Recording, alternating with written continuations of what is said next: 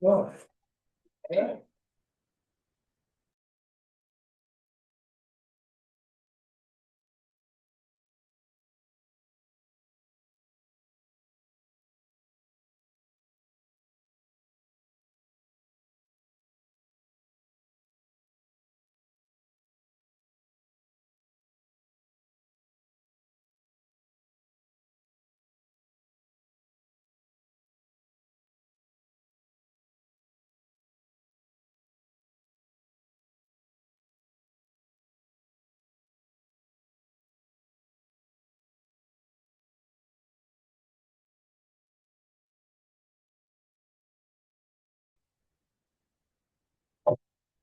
City Council regular meeting. Monday, June 1st at 6 P.M. Roll call, please. Councilmember Sanchez. Present. Councilmember Roberts. Yes. Councilmember Farr. Excuse me, I'm sorry, Mayor Farr. Vice Mayor Johnson. Here. Councilmember Calderon. Yes, yeah. Yeah, put the little. Please stand. Salute. Pledge. Of the United States of America, to the republic for which it stands, one nation, under God, indivisible, with liberty and justice for all.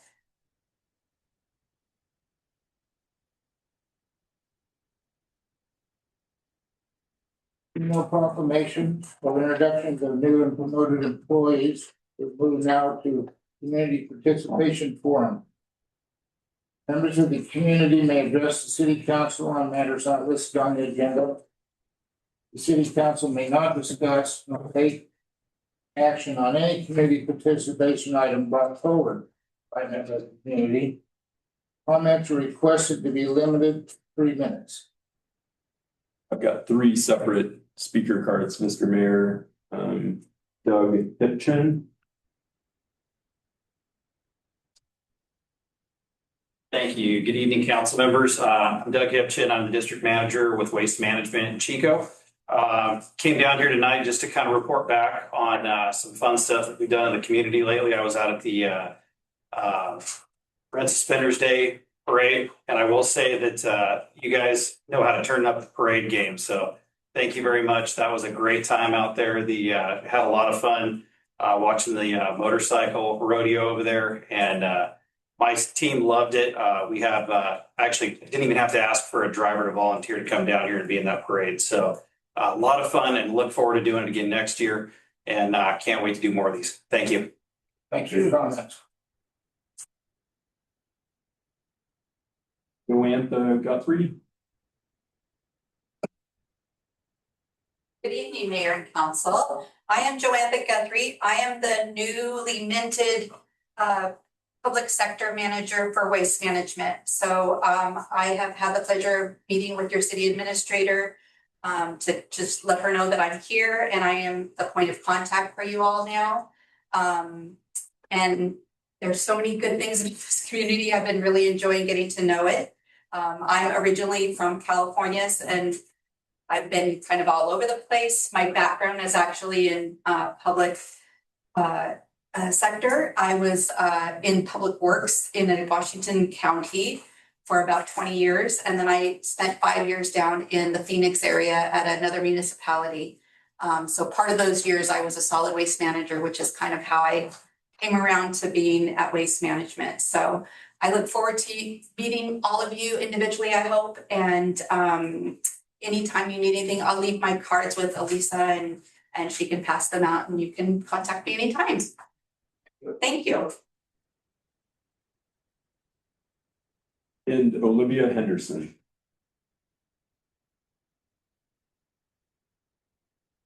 And if you thought you were done hearing from Waste Management, well, do I have a surprise for you? Olivia Henderson, I'm the recycling educator for the Butte County area. I've met many of you at different community events, including Red Suspenders Day, and I'm happy to announce we had about 150 Grizzly community members come by our booth. They were able to ask me different service questions. I helped them get carts repaired, gave a lot of outreach out. We also played trash trivia with all of the kids. If you ever see me out with trash trivia, I recommend playing it. We'll see how much you know. Don't worry, you even get a prize if you get it wrong.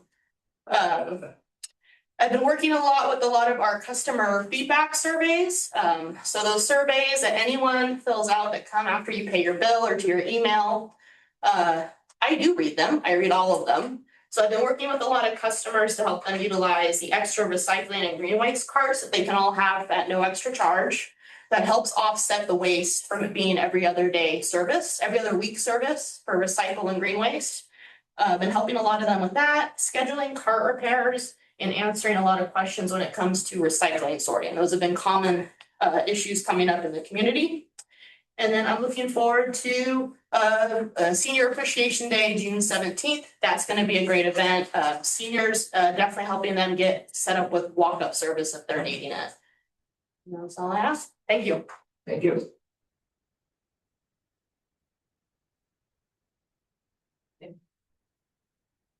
Anybody else in the public would like to speak? Hi, sorry, I didn't submit a speaker card. My name's Kara Fisher. I am the newly appointed planning commissioner. So I wanted to introduce myself. I have over 10 years of public planning experience from Sac County, Yuba County, and Colusa County. Most recently, I'm a Gridley native. I'm really excited to serve the community. So nice to meet you all. Please meet you.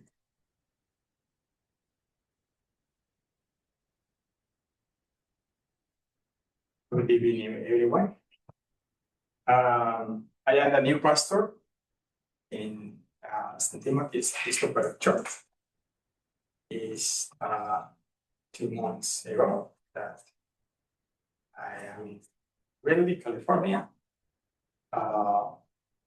Before I was in Indianapolis and before in Houston, Miami. But I want to tell you that I love California. And what is my specialties? I love to pray for people. I love communications. In fact, I have the digital radio. The name is Aliento de Dios Radio Plus. So this is Aliento de Dios.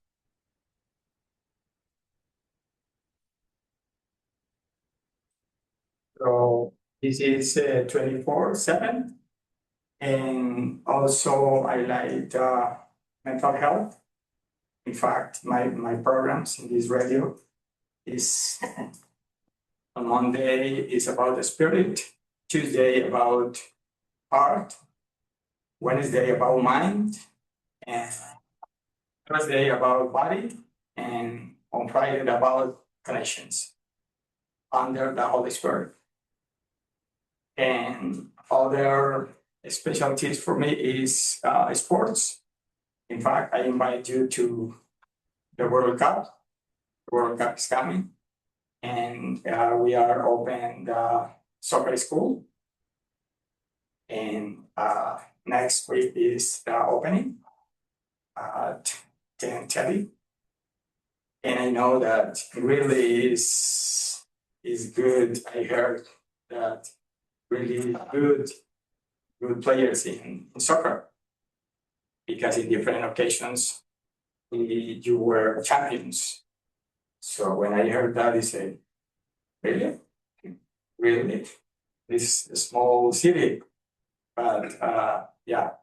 So you are amazing community, and I am in St. Timothy's, available for you all the times. It's good for me. So I appreciate Catalina to invite me, and I have the radio program at 7. I live in Yuba City, so I need to go for my program. I appreciate again the invitation for presenting and introduce myself.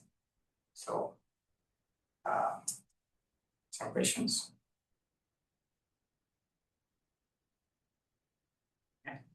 Thank you. Thank you. I appreciate that. Have a nice. Bye. Thank you.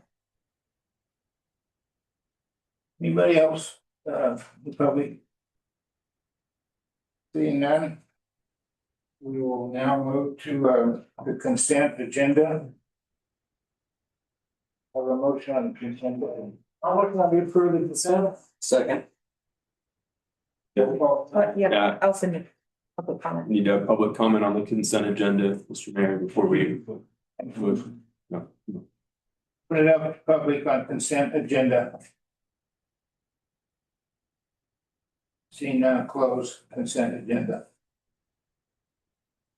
Now we'll move to, Oh, 1 second, let me get a roll call. On consent agenda, Councilmember Sanchez, Yes. Councilmember Calderon, Yes. Councilmember Roberts. Yes. Vice Mayor Johnson, yes. Mayor Park. Yes. Oh. Informational items. Item number 3. Planning session, back to the phone. Are you changing those slides or am I? Sure. Well, do you have a clicker? I could do that. No, I don't. I'm the clicker. Do the clicker.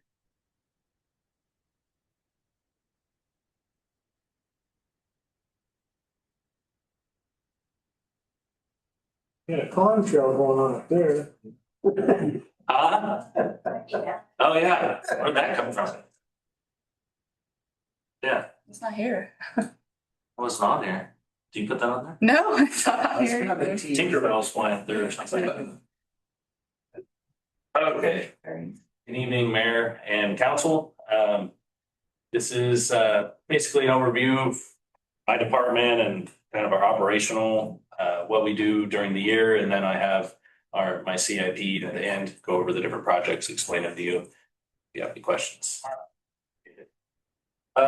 So our main mission is deliver safe, reliable, and affordable power while ensuring long-term fiscal health. We try to keep our operating costs low. We're going to bring in a new metering system and hopefully find some grant funding for alternative power source, something like maybe backup batteries or solar or something of that sort. So I'm looking for something like that, help keep our costs down. Infrastructure hardening, we're continue to focus on wildfire mitigation. We're not a huge wildfire area, but fires still happen. Tree trimming and trimming around the poles and making sure there's no dry grass or anything if there is something that happens. So that's always very important. I'm looking for alternative revenue through joint pole, revenue resources through new developments. So some developments will ask for me to bid items. They'll have contractors bid, but they'll also ask us to bid items, do some of the work if we come up with a better bid, which in turn pays for the workers' wages, basically for those amount of days that we're doing that. So we cost there. CIP development. So the basic idea for this year is I'm looking to take small saving steps towards some of my larger projects. A lot of my projects are larger and they're very expensive. So I'm focusing on putting decent chunks away. That way those projects eventually will come reality. The plan is to have an engineering firm come and look at our current load and our future load of all our developments. You know, they're on all ends of town. So they're going to look through our whole system, look at our substation, and give me, 5-10 year plan looking down the road. What do I need to upgrade? How do I configure circuits? They'll look at our substation transformer and give me an overview on the lifespan that they think it has. So that will actually, having them come in and come up with a plan will probably steer us in our 12 kV maintenance also. Down the road, we'll be trying to take care of some of those things that they come and see that are important. Bottom line is balanced budget, prioritize critical maintenance without deferring the essential capital improvements. This one's pretty bare, but it's our revenue, 10.3 million in revenue. with 9 million in expenses, so that left over 1.3 million reserves. Obviously, those aren't exact numbers, but that's basically what it came out to be. So that money I'm going to utilize for CIP reserves and projects, smaller projects that could be done this year. This is the working positions that I have now. I'm director, so one, and then I have Nathan Callaway is our new supervisor. Danny Burkles is our foreman.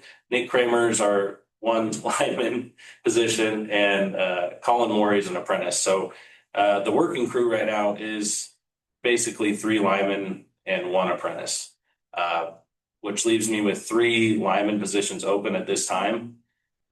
1 ground support worker, 1 utility technician. You can go to the next one if you want. Here's another overview of what I'm kind of looking to do. Right now you see the field, and then we go down to the first lineman position. I'm looking to fill it 26-27, hoping to fill it. It's been open, so I'm hoping to fill it this next year. The other 2, I would like to fill them, but I'm looking at kind of what's been going on, and it might not happen. So I put that in I've actually budgeted for a second line position 26-27. The third one, I'm going to leave 27-28. Our apprentice is supposed to finish his classes by next fiscal budget, so I need to leave a space open for him to move into.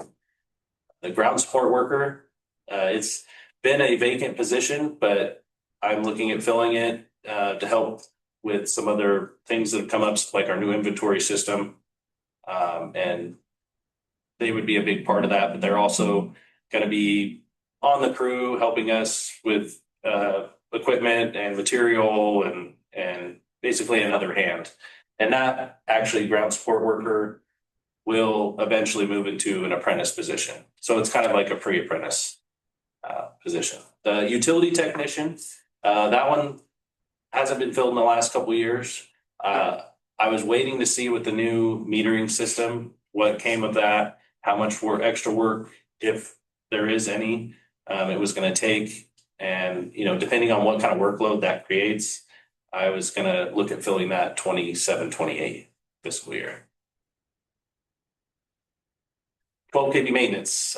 This is what we do throughout the year. Every day we're driving around looking for things that need to be fixed. But the basis of our maintenance this year was pole testing. We finally got to the point where we had to test our poles. So the crew tested over 1,000 poles in Gridley. They replaced 25 so far. We still need to replace 30. It's a slow process, especially when you're going by the book of joint pole. It takes a while. Poles tested in bigs, they tested 500. So, they've tested over 1,500 poles this year, which is quite a bit. They replaced 20 poles in bigs, and we still have 20 more to replace.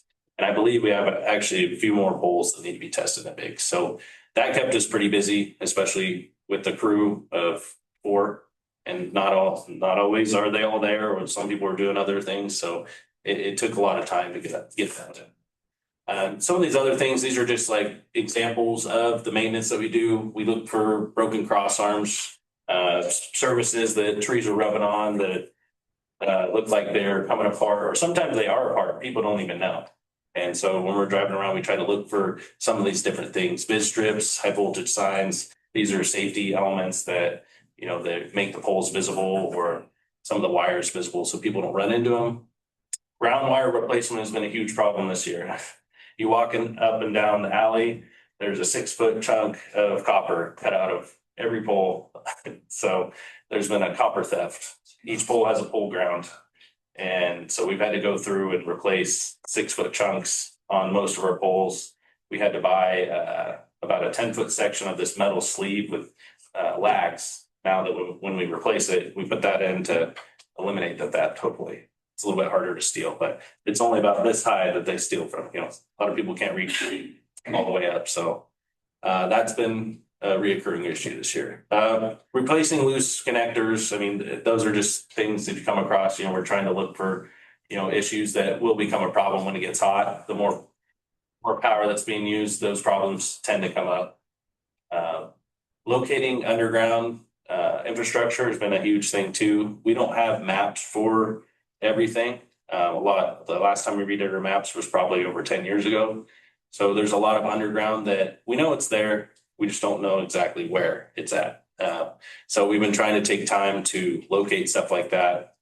Sometimes flowers are planted on top of it, 2 feet of dirt. It's just over the years, people just don't think they're very important. So they just cover them up.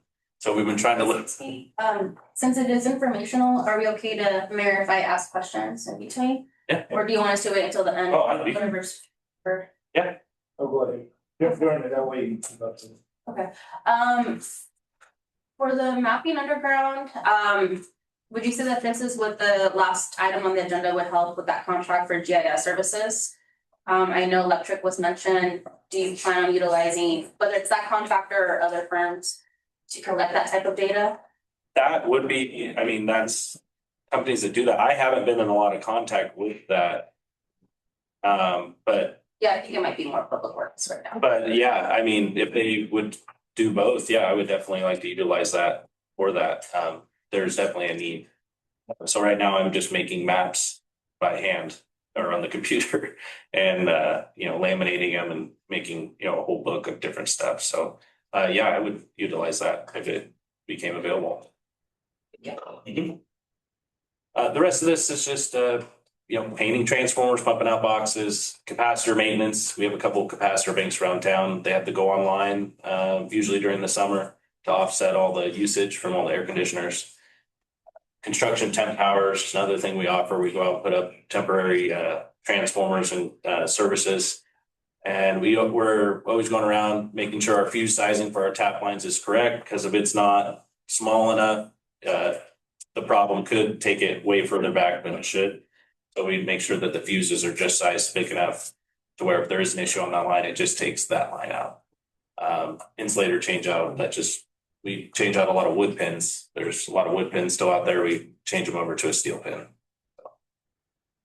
Substation maintenance, that is an annual project that happens every spring, late spring. It's just to make sure everything's working right, try to catch something before it ends up being an issue. I've spoke about it the last couple council meetings. Everything has gone well. Recently, there's a recommendation from our engineer to open up the LTC, which is it changes the voltage on the transformer. It's a moving piece inside the transformer. So when there's a lot of usage out in the system, it'll change to correct it. So with it being a moving part like that, every 5 years, they recommend for us to drain it, open it, take a look at all the connections. There's 32 taps all the way around. They're little copper pieces. So if any of them look like they need to be replaced, we'll replace it and fill it back up, test it, make sure everything's good. And then hopefully everything's good for another 5 years or longer. During substation maintenance, these are some of the other critical items that we take a look at. Transformers, obviously really important, but there's also a lot of parts of the substation that are just as important. Circuit breakers. There's 2 60 kV circuit breakers, one for each substation transformer. Protective relays, this is probably like 20 relays inside that room. They all need to be gone through and make sure that they're set correctly and calibrated to operate. So when there is something that happens out on the system, it sees it and it operates like it should. Open, close, open, close. Switch gear and bus. That's more of an outside visual inspection. And there's some switches out there that we open and close, lubricate, make sure that they're working properly. Battery system, the whole substation has its own battery backup, but it only lasts a couple hours. It's just in case there is an emergency, you need to open something up, that we have DC backup power that we can open some of those switches. That's like tree trimming, annual for the most part, very important. The basic idea is 10 to 12 feet away from the lines. Doesn't always look pretty, but needs to be done, unfortunately. And I think the crew does a pretty good job. We did have some issues a couple weeks ago. Most of that was on services, and the services don't get a 10 to 12 feet trim. That's usually just a couple feet. or just enough where the trees aren't on it, because the wire is covered, so it's not as big as an issue. Trees and branches can be close to it. We usually start August, do all the schools, and then do the rest of the town. And usually finish up by early November in Biggs, because we also do Biggs as well. Our chipper goes in for yearly maintenance, make sure it's all working properly. It's been, I think it's about 10 years old now, still working great. But the dealer always makes comments asking if we even use it. So this is the best looking machine for being how old it is. I was like, no, I mean, I use it, but apparently not as much as a tree service, every day. We try to cut costs when we can. We'll sharpen our own saws or chains. We use the electric saws from time to time, more motor. We use more engine saws, but electric usually in the morning if we start kind of early. We also had the assistance of Public Works. Mike Little built us a box for our new flatbed truck, which helped us out a lot because we had a smaller box before and we had to make twice as many trips to drop all the chippings. So it holds up production quite a bit when you're having to stop shipping, go across town, dump the chips, come back, hook it back up, start all over again. So that was really nice. I appreciate that they put that together for us. It's been a huge help. Removing large limbs from over top the power lines. So once during tree trimming every year, I always look for something that's something that we can't do ourselves. So there's a lot of trees around town with limbs way over the lines that we can't reach. So I try to pick one a year. Obviously we can't get them all at once, but try to pick the ones that look like they would cause the most damage or be the worst, and hire a contractor to come out and trim those. Slides. Metering. Metering is a huge part of our job. That's where all the revenue comes in. Most of the meter testing we do during the winter months when it's kind of slower and rainy and it's kind of an inside job. We bring test equipment we start with the 15 top commercial customers. And then after we finish those, we'll try to hit some of the smaller customers every year that we didn't do last year. So we'll try to kind of bounce around depending on how long the initial testing takes. So this has us hooking up a machine to these large cabinets. They have current transformers inside, and those measure the power that's going to the meter. And sometimes they won't work and you won't know unless you go there.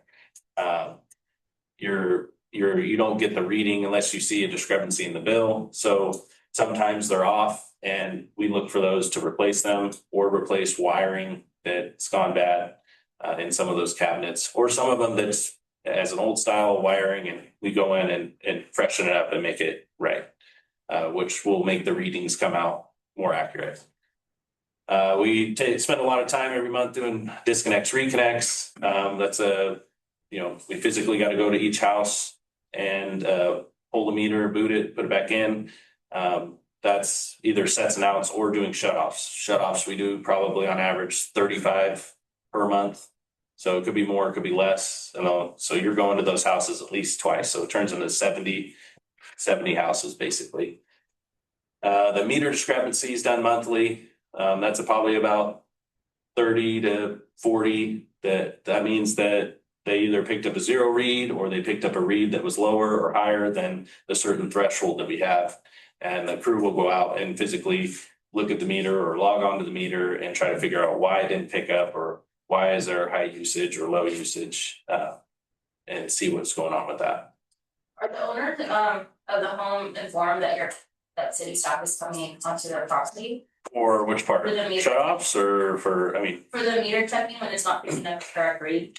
If it's something where we have to go in their backyard or something like that, if it's on the front of the house, it's kind of just depends. If it's on the front of the house, something we can see, a lot of times it's more of a commercial customer and we do have to notify them. We have to go inside a lot of times or get into a cabinet or something like that. But there is times where it's just a normal residential house and there might be someone home, there might not. Sometimes it's hard to tell, but it's just you can go up and verify it.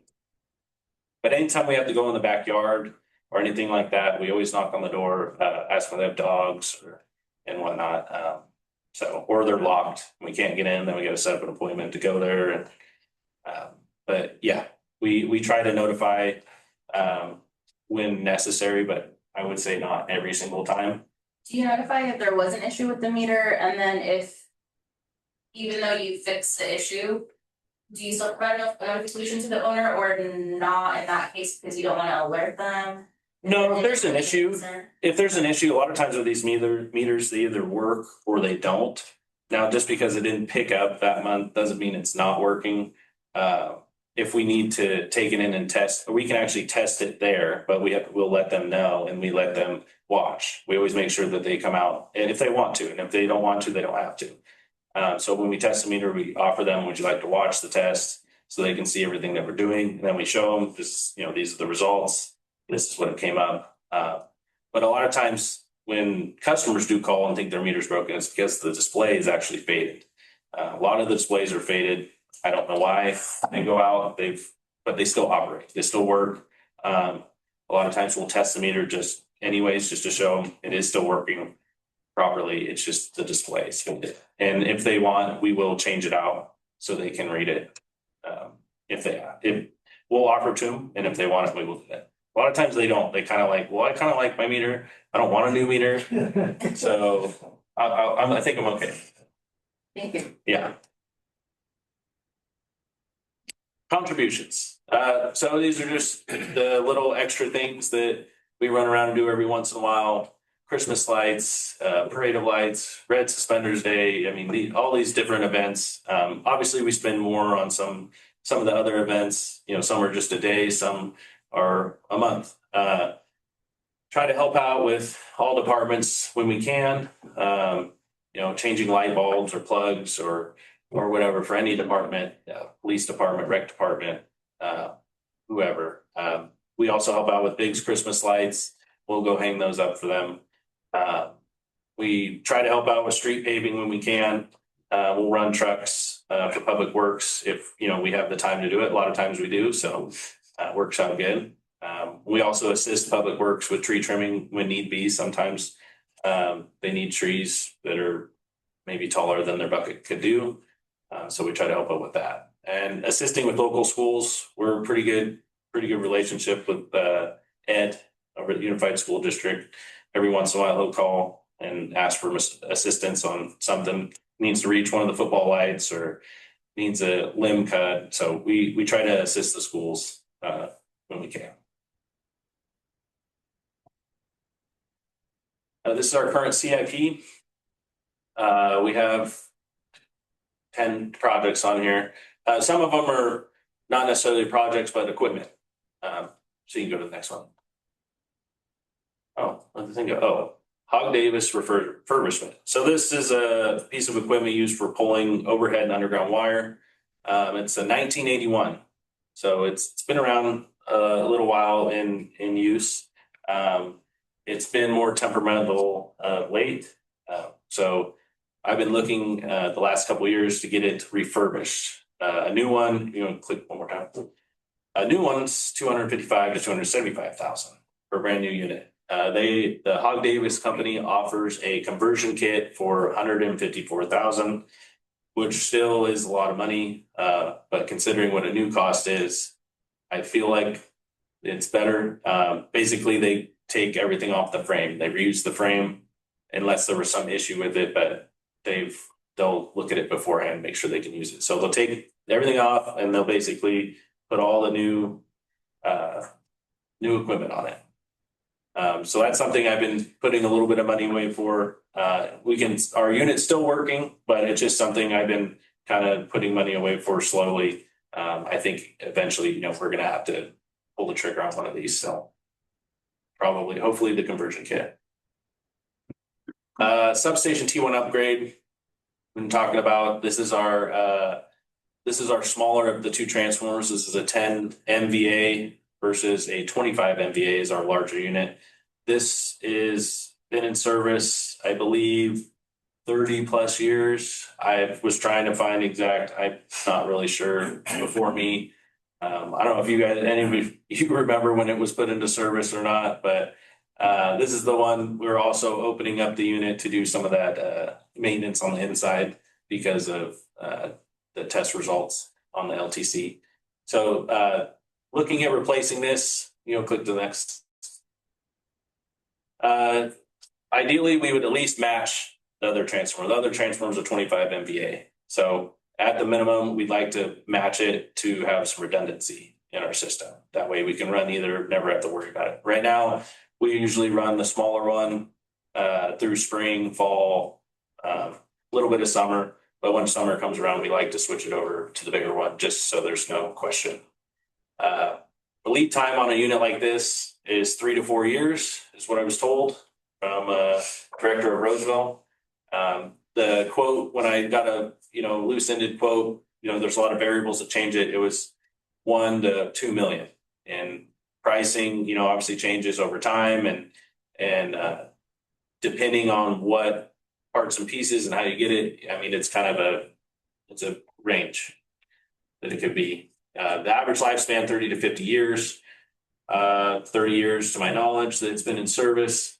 And hopefully when replacing this, we could get some cost recovery, not exactly how much they're going to pay for it, but anything would be better than nothing. You could sell it to a company and they'll refurbish it and they'll sell it to somebody else. The other idea was selling it to Biggs if they're interested. They only have one transformer and they have no backup other than PG&E.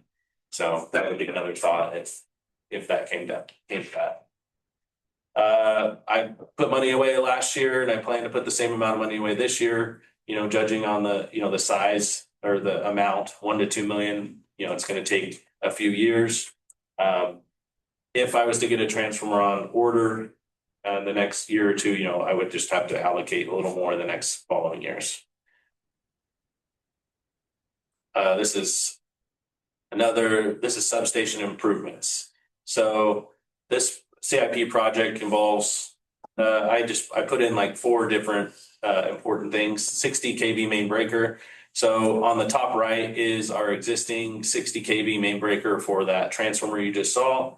The one below it, it's kind of hard to tell, hard to see in these pictures. That's the newer style. It has a lot bigger footprint, but the old on top and the new on the bottom. Getting this unit replaced would be in conjunction with the new transformer. Next slide. Here's another piece of equipment that looks, and shown it's had to have some maintenance done on it. These are a switch. They're kind of hard to see on the top. You got the wires that come at the top and go out the bottom. These pieces of equipment are used to tie the 2 transformers in the substation together. So we can make parallel between the 2 transformers, and then you open up a circuit breaker breaking parallel. But these pieces of equipment are pretty important. They've been holding up. I was just thought they would be something good to look at getting upgraded. I'm not really a big fan of the way that it's set up. I think it could be better, safer, cleaner. So I'm looking at replacing those here in the near future. This is a CPT. The unit on the left, it's a current potential transformer.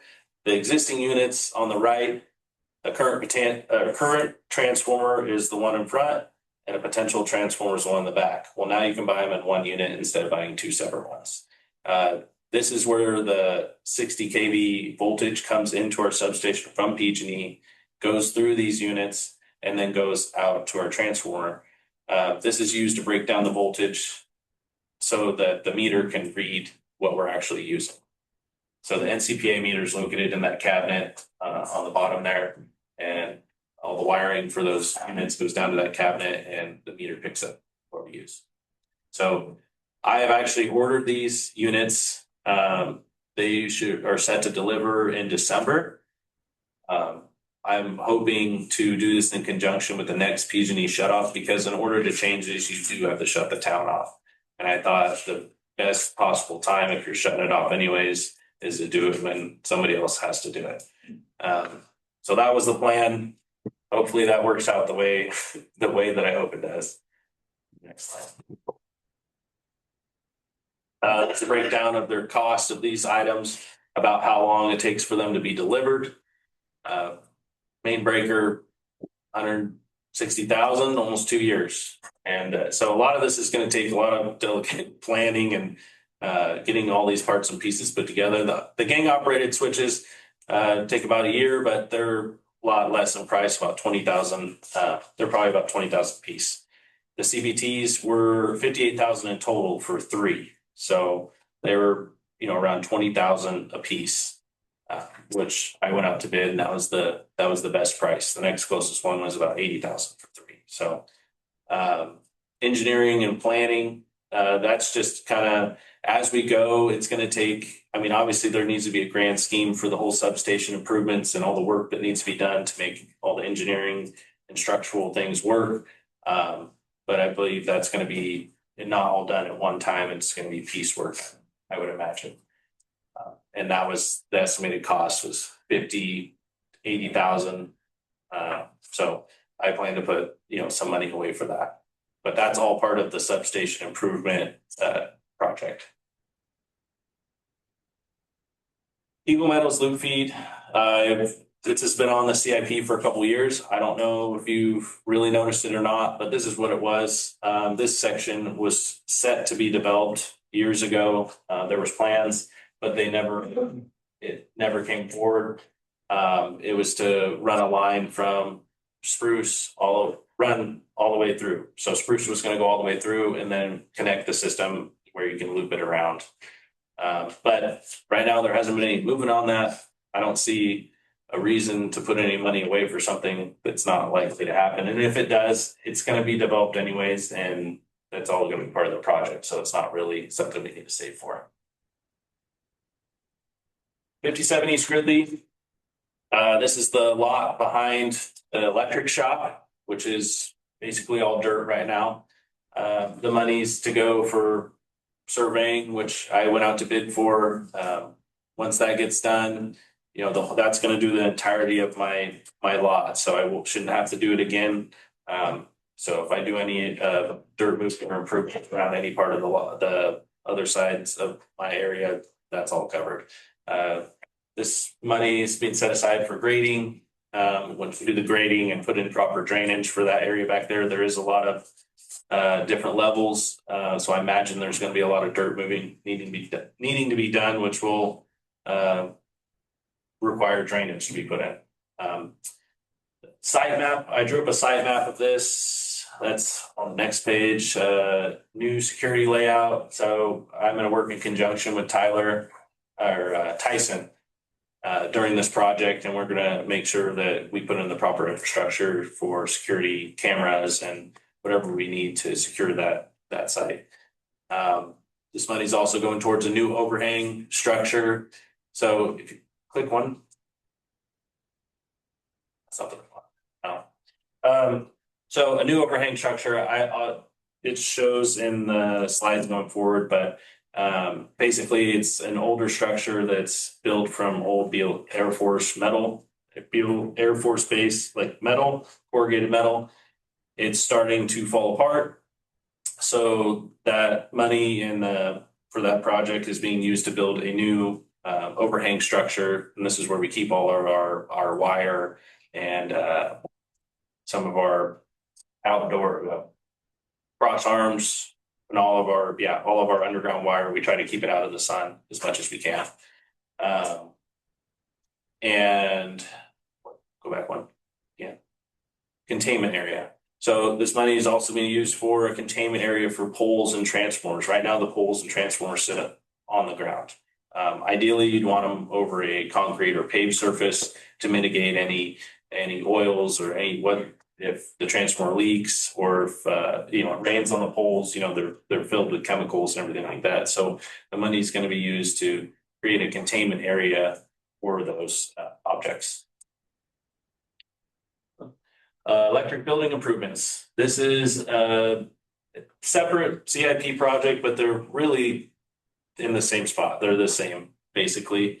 So they kind of at the bottom, it says that I proposed grouping them together because they're kind of the same project.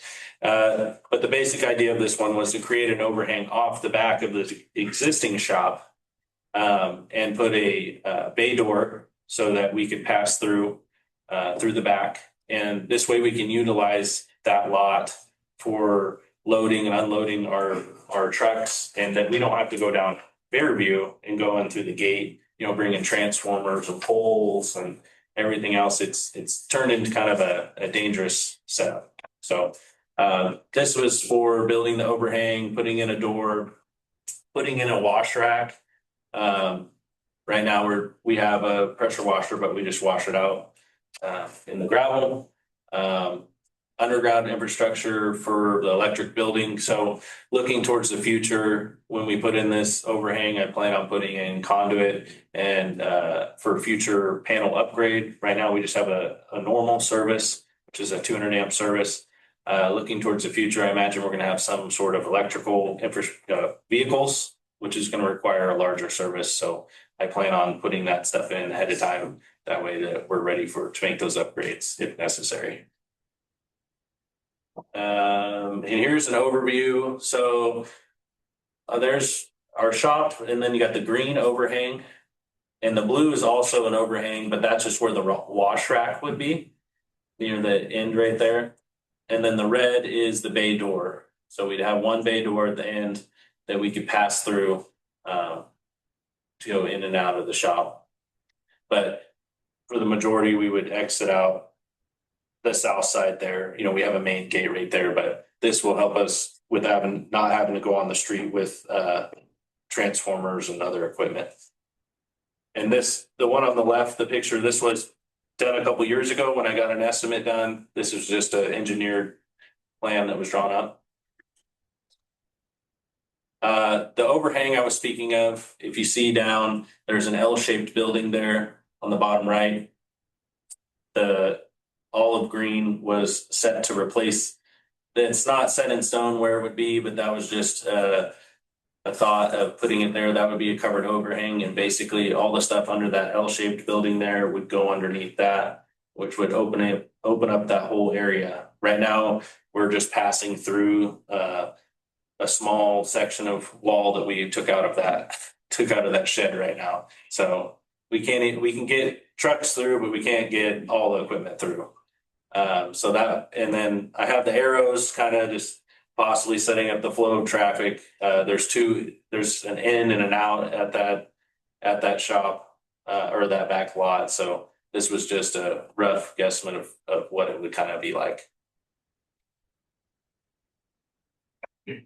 CIP project meter system replacement. Been looking at this, been talking about it for many years, hoping it comes to life here in the next fiscal budget. I've been saving for it. Our meter infrastructure is over 25 years old. Every year, more and more meters seem to be needing replaced. They've met their lifespan. So I'm hoping with this new AMI system that it costs a lot of upfront, but I think it'll save us a lot of money with saving us from having to physically go out to these places or catching things before they happen, proactive instead of a reactive. It will be able to tell us when things are wrong before, you know, the customer might not even know.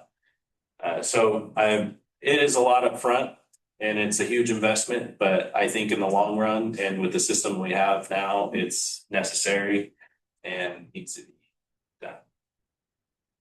I have a question. Yeah. So on those meters, do they have a shelf life or unless they're put in use? Yeah, 25 years is what when we asked about it, because we've noticed more and more, like some of them have a battery inside. And that's why some of the commercial meters have batteries, and you know, you have to buy these batteries, and they're like, well, we don't have a lot anymore because your meters are kind of outdated, so they're harder and harder to find. So a lot of times we'll end up the newer version of that doesn't have a battery, so we end up upgrading it. Which, you know, the commercial meters are $550 a piece, so we can't just go around replacing all those for, you know, nothing. So this is just a breakdown of AMR, which is what we have versus an AMI. The staff has to drive around and read the meters each month. New AMIs wouldn't have to, they'd all come into one central location. They all talk to each other and bring all the information back to the head end. No more truck rolls, no more costs on driving in and out to all the homes, and there's cost in when we put boots on the little plastic things or the seal. I mean, each of those seals are 60 cents a piece. I mean, it's a little cost, but it adds up when you're doing it every month, multiple times a day. So there's a lot of little costs and there's a lot of big costs that are associated with it that we could save on. I do have a question. Yeah. If you replace the current meters, Mhm. How many people may lose their jobs? Because they're checking it manually, right? No. So what happens every month, we hook up a radio to one truck and one person drives around the whole town, every street, and picks up all the reads. So it won't be, replacing human work with a machine. Yeah, no, I understand what you're saying. It's not really in this instance, that shouldn't be the issue. What ends up happening is that my crew will get caught up with some of these metering issues instead of working on more important projects. When we could be just, the numbers could come right in, go right to the computer, and no one has to, figure it out. It's all there. It's really just about, my crew's not very big, so it's actually pulling them away from more important projects is what, hopefully it'll fix. So other things, right now, theft and tamper, we don't have any notifications on things like that. Billing accuracy we sometimes have some issues with reads that come in, it's a lot harder. Newer ones, the information would come in, right, should come in. Grid management, this will enable us to, I could log on to it right now and I could see all the meters. It'll give a GPS location, so you can kind of use it as an data outage management system. So when something does happen, they will turn from green to red. So I could immediately look on there, I'm like, okay, I know it's this tap line over here because it's only these meters that have gone out. So yeah, that will help us pinpoint problems faster. I have a comment. Mhm. So we're looking at software basically Mhm. that does this. Just be mindful of the software, the company, and see how long, well, you can't tell how long they're gonna be around, but what that software costs us on a yearly basis. I'm not sure if there's a cost for that. There is. We just went through a situation with mosquito abatement, and I was there in the initial beginning of this software to fly planes to disperse this stuff to kill mosquitoes. Now we have to change because the software just faded away, so just be mindful of do the best you can. I've been trying to vet this. I mean, it's been a couple years and we've met with a lot of people. I feel like, the brand that we're looking at is a good brand, and I feel confident with it. I've done, like I said, done a lot of work, and hopefully I'm seeing everything that I'm supposed to see. You're testing, okay? Yeah, I mean, it's a huge purchase, so I want to make sure it's right and it's going to be around for a long time. So. Yep, please. This was just a breakdown cost. This is estimated. It's not for sure or final. There's some other fees, like the taxes weren't added in. Basic residential meter is $199. That's actually cheaper than what I buy them now. It's probably $30 cheaper. Commercial meters, that's a couple $100 cheaper.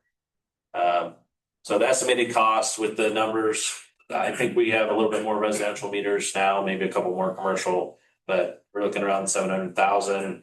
There's equipment that will be installed. There's a couple repeaters that have to go up. there's training. This was kind of a breakdown that one of the companies gave me, what the cost would be. And last year I put 400,000 away for that. This year I plan to put another 400,000. It'll cost probably more than that, but by the time that the full system's here, it'll be next fiscal budget. It takes about 8 months for the meters from production to make it here. So by the time, they get here and then we start implementing them all, we won't get them all at once. So if it costs more, then that'll be in the next fiscal budget. Industrial Park Loop Feed, just a project that's looking at looping around the industrial line. Right now, it runs down the railroad tracks, goes to the industrial park, and then it goes out to Highway 99 and stops. With this new Highway 99 project, they brought the line all the way down where we're in the same area now. I'm looking at first phase 1 is making the connection, enable me to loop that system around if I need to feed power different directions. Right now, Dutch Bros and senior apartments are on they're on an island. So if there's an issue upstream, they're out of luck, they're out of power. So putting this together will enable me, if there is a problem upstream, I can change the stream and make it come back around and keep them in power while we're fixing something. That was phase 1. Phase 2 is there was underground infrastructure put into the industrial park to go from there all the way around to Vermont Street. So the other part of this was eventually putting in the wire and components to bring that power all the way over to Vermont. And from there, we'll have to make the connection either down Little Avenue or Vermont, one of the two. But that was the plan for this project. So this is kind of an overview. The green boxes are existing. Well, the one on the left is an existing switch that's out at the industrial park. The red lines, they're a mix of overhead and underground wire. So right now, if you look down Highway 99, that red line, it's closer to the road, so it's not to scale, but it now comes all the way down. I'm looking at putting a switch right there and then making the connection between the two, and then eventually putting wire in and running it all the way around to Vermont and something to that nature. So that's kind of the overview of what that project would be. Basically trying to make multiple ways to feed the system. That way you can mitigate people being out of power for as long as you can. Enables us to make a huge problem, a small problem by sectionalizing it in an area. So that's the main idea of this. Underground switch CIP. On the top is a close-up view of what the inside of the bottom right box is. The bottom right is what's there now. It's just a manual operated switch with a stick. Not the best situation to be doing. A lot of times these switches they're put on a gang operated feature to where you're just throwing the switch, they all open at the same time.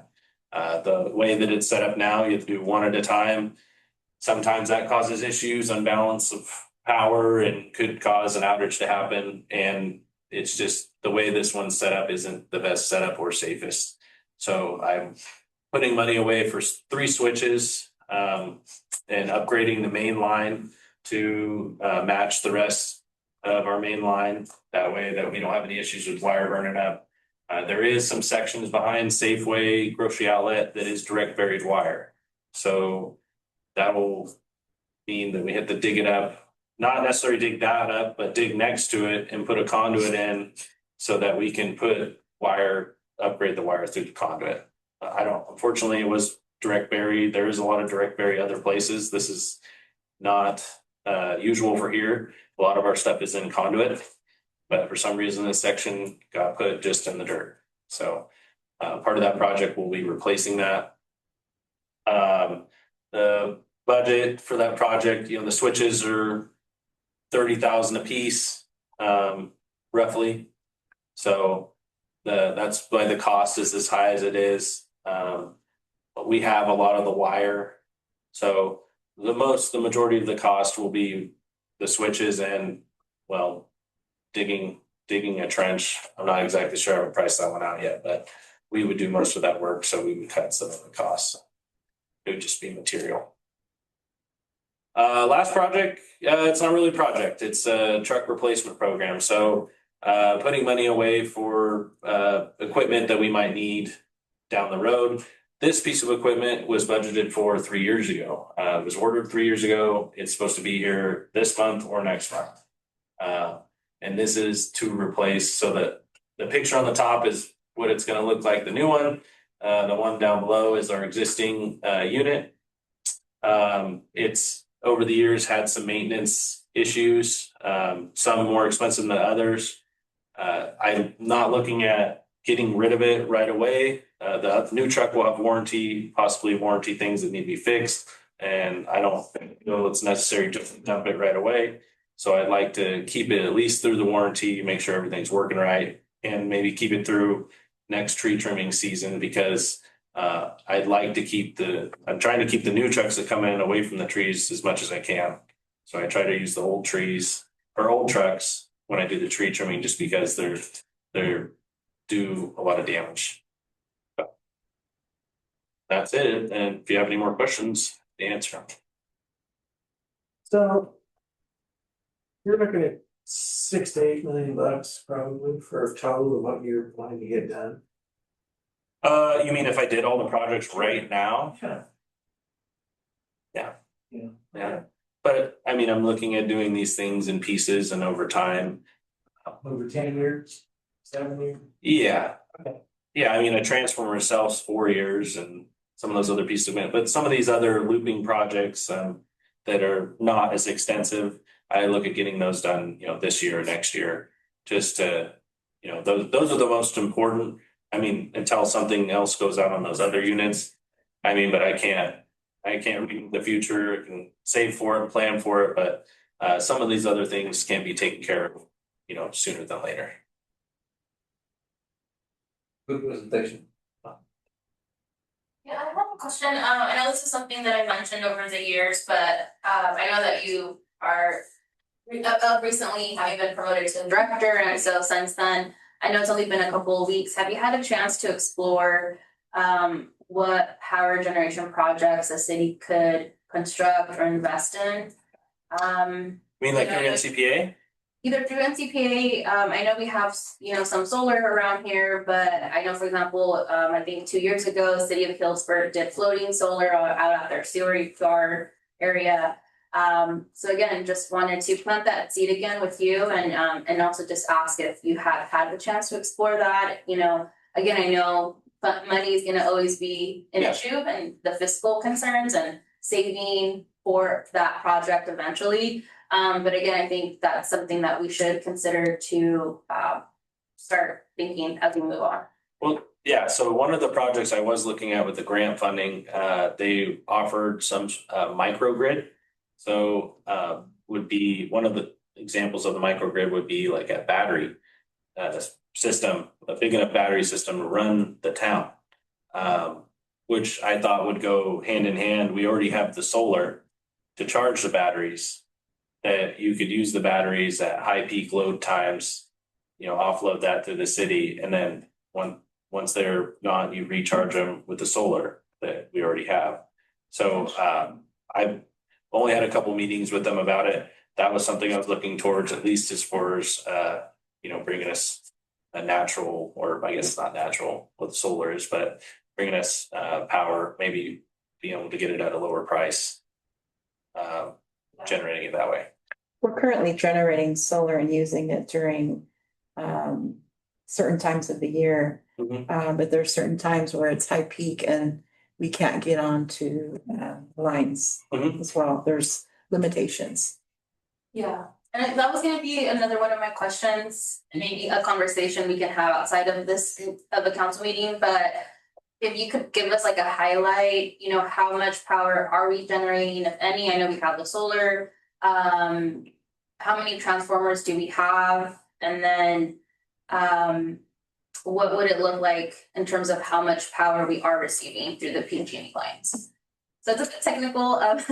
So yeah, they gave me because I've had a conversation, PG&E gave, I think our peak load, we're able to take 30 megawatts at a time, but we've only peaked at maybe 15. We haven't even used half of the capacity of the line that comes in. A lot of times the solar, right now, the way that the solar set up, it gets curtailed, which means if there's not enough load on the circuit that it's on, it will shut some of the solar down. So if there was more, usage or maybe batteries or something for it to charge, then it could probably run at full capacity, which it's a 1.5 megawatt and a 2 megawatt. So it's like 3.5 megawatts total. It's two different systems. So that's kind of what I was looking at that. If it was possible, I'm sure there's some other legal and hoops to jump through. I don't know if it would work that way, but it's something I'm looking at too. As far as how many transformers we have, is that? Yeah, because I saw you have a T1 and a T3, so. Oh, main transformer. Okay, Yeah. I was like, 500. No, there's just we have two main transformers. One's a 25 MVA and one's a 10 MVA. So the 10 MVA is the one we're looking at replacing and upgrading. I think the state at this point, this is in the state of California. Solar, they produce more solar than they can use. Yeah. So solar is kind of unless you can store it, there's not a solar. Well, that's one of the projects NCPA is looking into right now is a hydrogen plant. And I believe to use the solar to make the hydrogen to store the hydrogen. Yeah, It's a roundabout way to get the credits. Store it. Yeah. That's the thing. Yeah. All right. Any other questions? Yeah, well, just a comment. I know that some of these changes will increase the expenditure of the city, the electric department, and I'm afraid that the people really will have to pay for whatever increases. Uh-huh. And that's something that I'm probably not happy about. Well- It is, we have a hard time. Okay, I understand that. Yeah, I don't want Not the the city, but rates to go up either, and that's why I'm kind of carefully planning and taking, what I can, when I can. I'm trying not to take more than I need to get some of these things done, unless it's, of great importance needs to be done now. That's what I'm trying to plan ahead and just do little bits at a time. That way that it doesn't affect the residents. they still like the presentation. Thank you. Comments from the public on this subject? Thank you, Ryan. All right. The electrical department is one of the jewels of our city, so definitely doing a good job. Yep, try it. All right, thank you.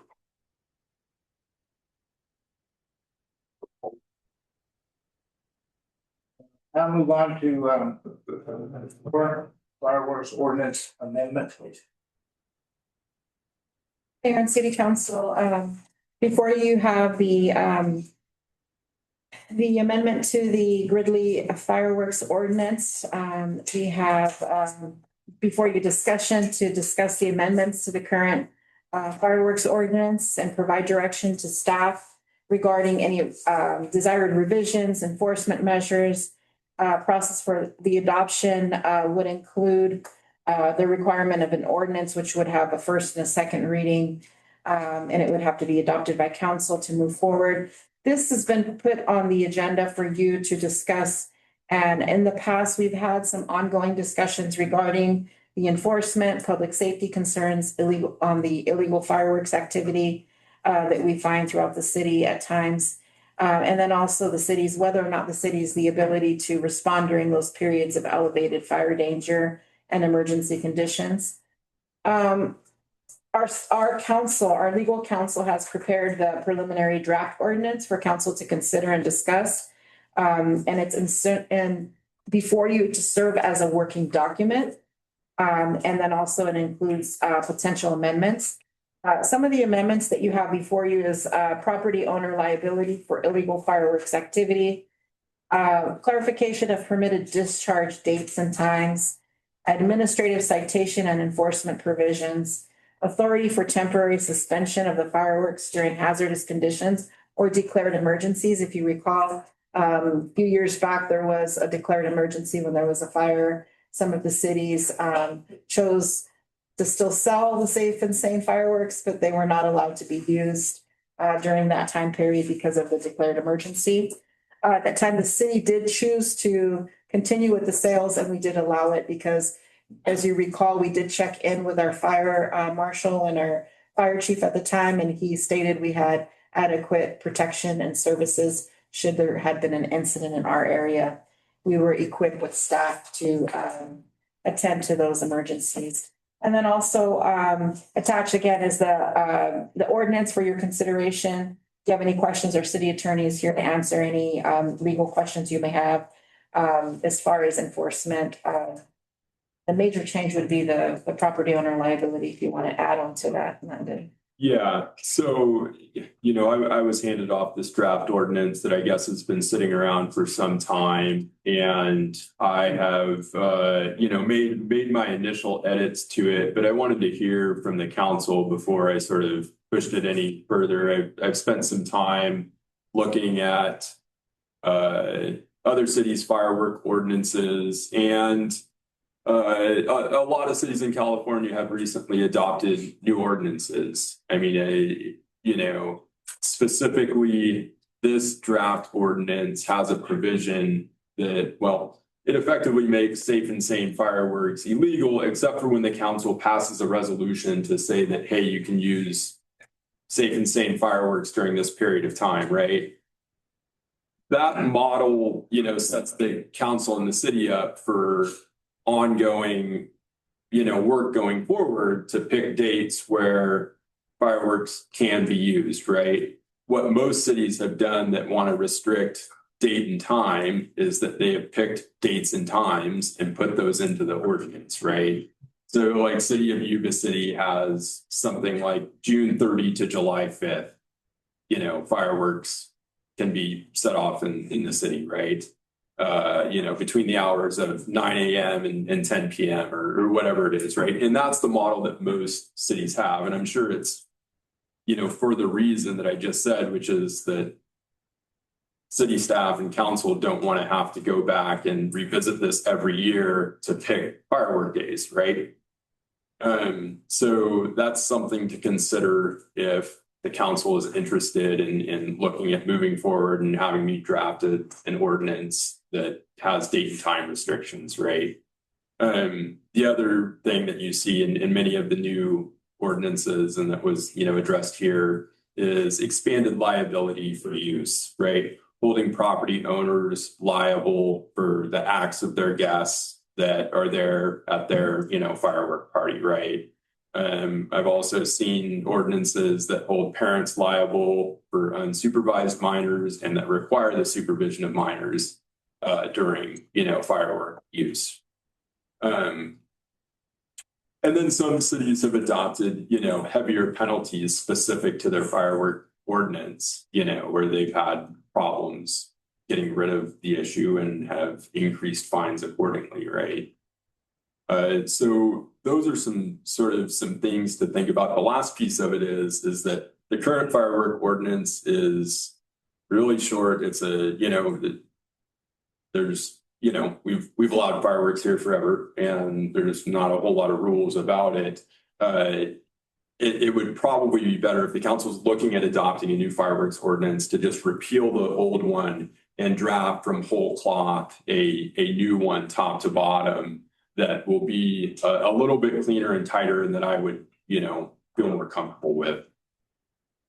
Yeah, call that, you know, yeah, we need to set up ordinances on time, you know, and the type of fireworks. But talking to our PD in years past, somebody lets off a big Airbus fireworks. By the time the police get there, they're gone. Enforcement, it seems to be the problem, I think, is trying to find these people that are doing it illegal, and it's who can get the bigger bomb nowadays. You know, there's like a mortar going off in a lot of these places. So it's, I mean, we can draft good ordinances to protect ourselves against illegal fireworks and doing it illegal time. But how do we prevent it? How do we stop them from doing, how do we zero in on the people that are doing that? Because they do it, then they go 2 blocks later and do it again, and you know, they skip around. I wish I had the answer to that, Mr. Mayor. It's enforcement's a difficult problem, right? And yeah. You know, I'm just gonna say that I know there's 2 places that do it constantly have done it. For the last 10 years, they take you right to the place they're doing it. I guess my question would be, when a police officer shows up and one of the illegal ones is fired off, regardless, because if it's illegal, it's illegal, it doesn't matter what date it is at this point. What can the officer do? I know right now there's pretty much nothing that they can do. There's no, I don't know if there's any fines or if they can be arrested or whatever. I'd like to know what the penalties are in this new ordinance. So What are the current penalties, if any, now? So I guess what's the currently happening and what are the options? So the current ordinance is well, I don't, perhaps weak is the best description. You know, use of fireworks in any manner which might be detrimental to the health, safety, and welfare of any person is prohibited. And you know, seemingly this section can be enforced with the general you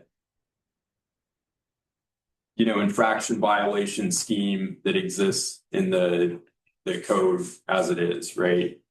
And I think that's why a lot of cities have gone to sort of a scheme that has the penalties laid out for the fireworks violations in the fireworks code, right? So the answer is right now it's unclear, and maybe there's something under state law that can be done, right? I would imagine that the possession and setting off of illegal fireworks is just flatly illegal in the state of California, right? And that they can be criminally charged with that. But when it comes to, you know, violations under the existing ordinance,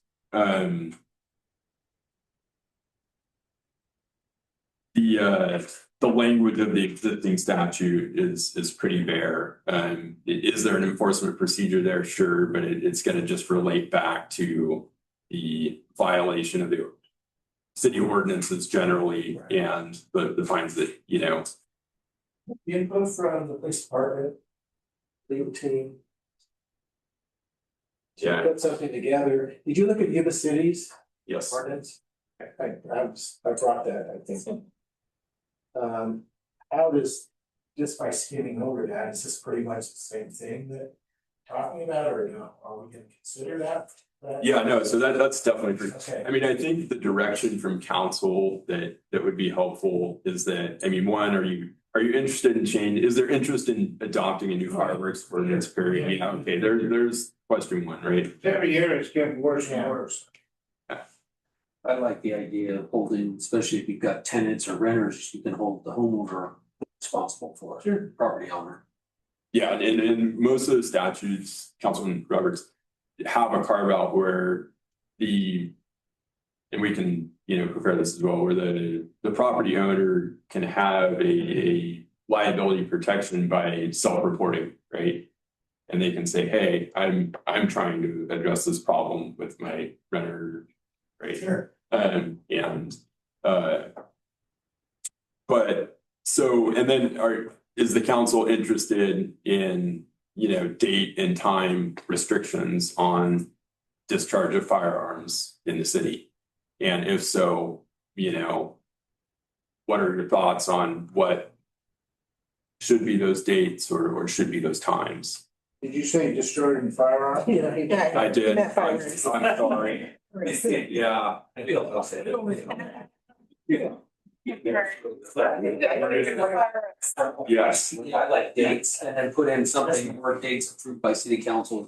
Yeah, Well, that's approved for something special. That's the model that you see a lot, is that it's a combination of the two, where they have some that are blocked out as legal firework days, right? Or the city can adopt more, right, by resolution. I didn't mean to make light about just hitting firearms, because they do destroy. Yes, no, yeah. I mean, you're on that weapons goes off at midnight, you're on the UD. I know what it sounds like on that weapon. The only thing I'm concerned about this is the illegal fireworks. Some of them are not fireworks, they're explosions. I mean, they really loud and scare a lot of the kids in the neighborhood. That's something that I'm concerned about, because last night I heard one. And I can just visualize a lot of kids playing with the fireworks on 4th of July, and these explosions. I mean, they are explosions, they're not fireworks. Yeah, I would consider adopting something newer than what we have, maybe collaboration with the police department, fire department, and legal counsel and administrator, and then, yeah. Putting a time frame like you said, Mhm. you know. 4th of July is fine. 4th of July. And New Year's Eve, so those two are fine, I think. And throw in or any other date approved by the council for a You know, special event or something. Yeah, I think the window is given on some of the, you know, my thought behind the policy, if some that are dropped, like a block, that's what Yuba City does, they have a block of time around the 4th, right? And I think the idea is probably that, you know, this year, the 4th of July is on a Saturday, that works great, right? And the city might say, hey, that's it, right? yeah, right. But on another year, the 4th might be on a Thursday, so they say, hey, people are having their 4th of July party on Saturday night, right? Or, you know, or it falls on a Monday, so they say, hey, you know, but. Maybe it can just have it be days before the 4th, like 5 days before July 4th every year. Instead of setting an exact date. Yeah, the Go. 3rd through the 5th or Yeah. 2nd through the 6th or something. Yeah, for 5 days before.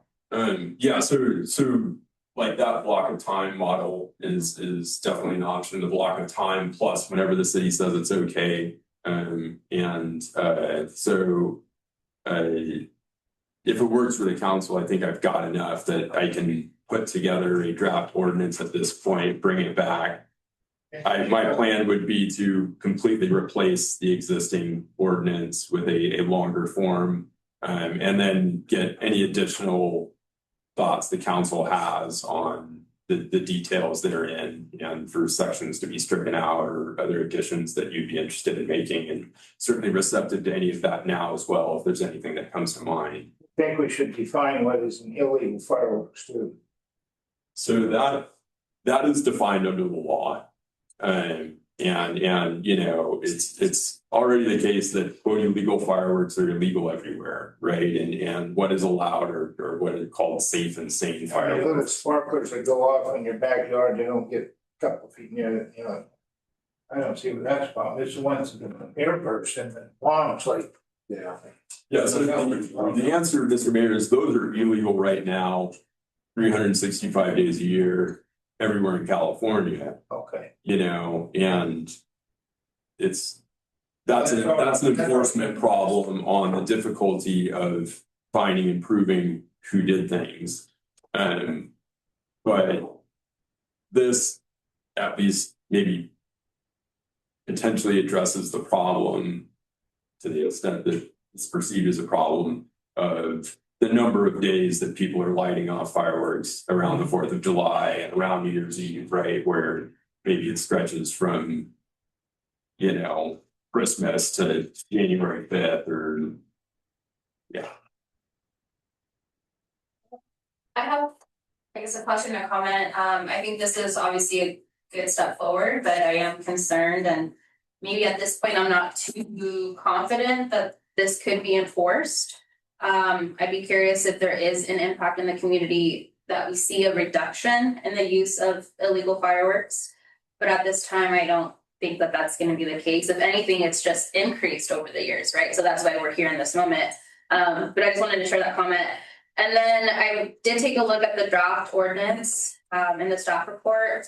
And so this is not being done now, right? Like these nonprofit organizations don't have to come in, get a permit from the city. They don't have to obtain $1 million grants. That exists now, and there's a existing licensing scheme for selling fireworks. So this is what's currently in our ordinance? Yeah. Okay. This is California Fire Code, sacredly. Code. Yeah, so the, So it's confused. So this is what's currently required. In place right now. yeah, so the way that it was drafted, and this is that was, you know, a point of confusion on how this had previously been drafted, is that the current city ordinance just adopts that version of the California Fire Code, which spells out a number of rules on a lot of things, and generally makes safe and sane firework use illegal, right? Or it's not allowable, and then it carves out exceptions to that on what the city wishes to allow, right? So, you know, my plan would be to disregard the incorporated California Fire Code and simply adopt our own long form fireworks ordinance. That wasn't clear what this was, if this was the draft being proposed tonight or what was in That is the. the state of full law. Well, then in this case, it does seem that we have an ordinance in place already. It's just, we're not, it's not enforceable. Yeah. No, it just, so I mean, there is one in place, like violations under this are not very well spelled out, right? And I can tell you that most that I looked at, you know, provide for a lot of the, you know, gray area that, you know, an administrative charge of doing something that's detrimental to health, safety, and welfare is prohibited, right? It's a really general charge for anybody to face, right? Versus, you know, hey, if you're lighting off fireworks or if somebody's lighting off fireworks at your property on June 28th, that's not allowed, right? And, you know, we're gonna fine you for that going on, right? So I think that if this is gonna be enforceable, we would have to make it the most difficult and egregious offense and penalty, which would be, I think, jail time. I mean, because a fine here or, you know, a cost there where they would have to pay because they set that off, I don't think that might not reduce the impact. yeah, And also now we have so many, you know, dozens going off at the same time, we don't have the law enforcement capability to make sure we catch all of that. But I just wanted to share that thought, that I think this is not me saying that that's my recommendation, but I think that would be the only viable option at this point, is that there would have to be jail time involved. So it is possible that you could make some of these things a misdemeanor. And I think that is, you know, something that some of the codes do have adopted. Enforcement is obviously going to be a problem. It's not something that I am by any means equipped to address, right? When it comes to proving somebody has violated, you know, the statute from an evidence standpoint, right? And or can I speak to, you know, what the chief's resources are when it comes to trying to enforce these things. But I was brought an old fireworks ordinance that looked like it could probably be updated. I've read a bunch of fireworks ordinances on what other cities have done, and I can tell you a lot of like coastal cities, you know, who have big 4th of July celebrations, you know, have substantial fines involved, thousands of dollars, and even a first offense in you know, some beach cities where 4th of July brings a lot of people, and they want to, you know, keep things safe. So open to any other feedback. Yeah, one other thought, something came to mind.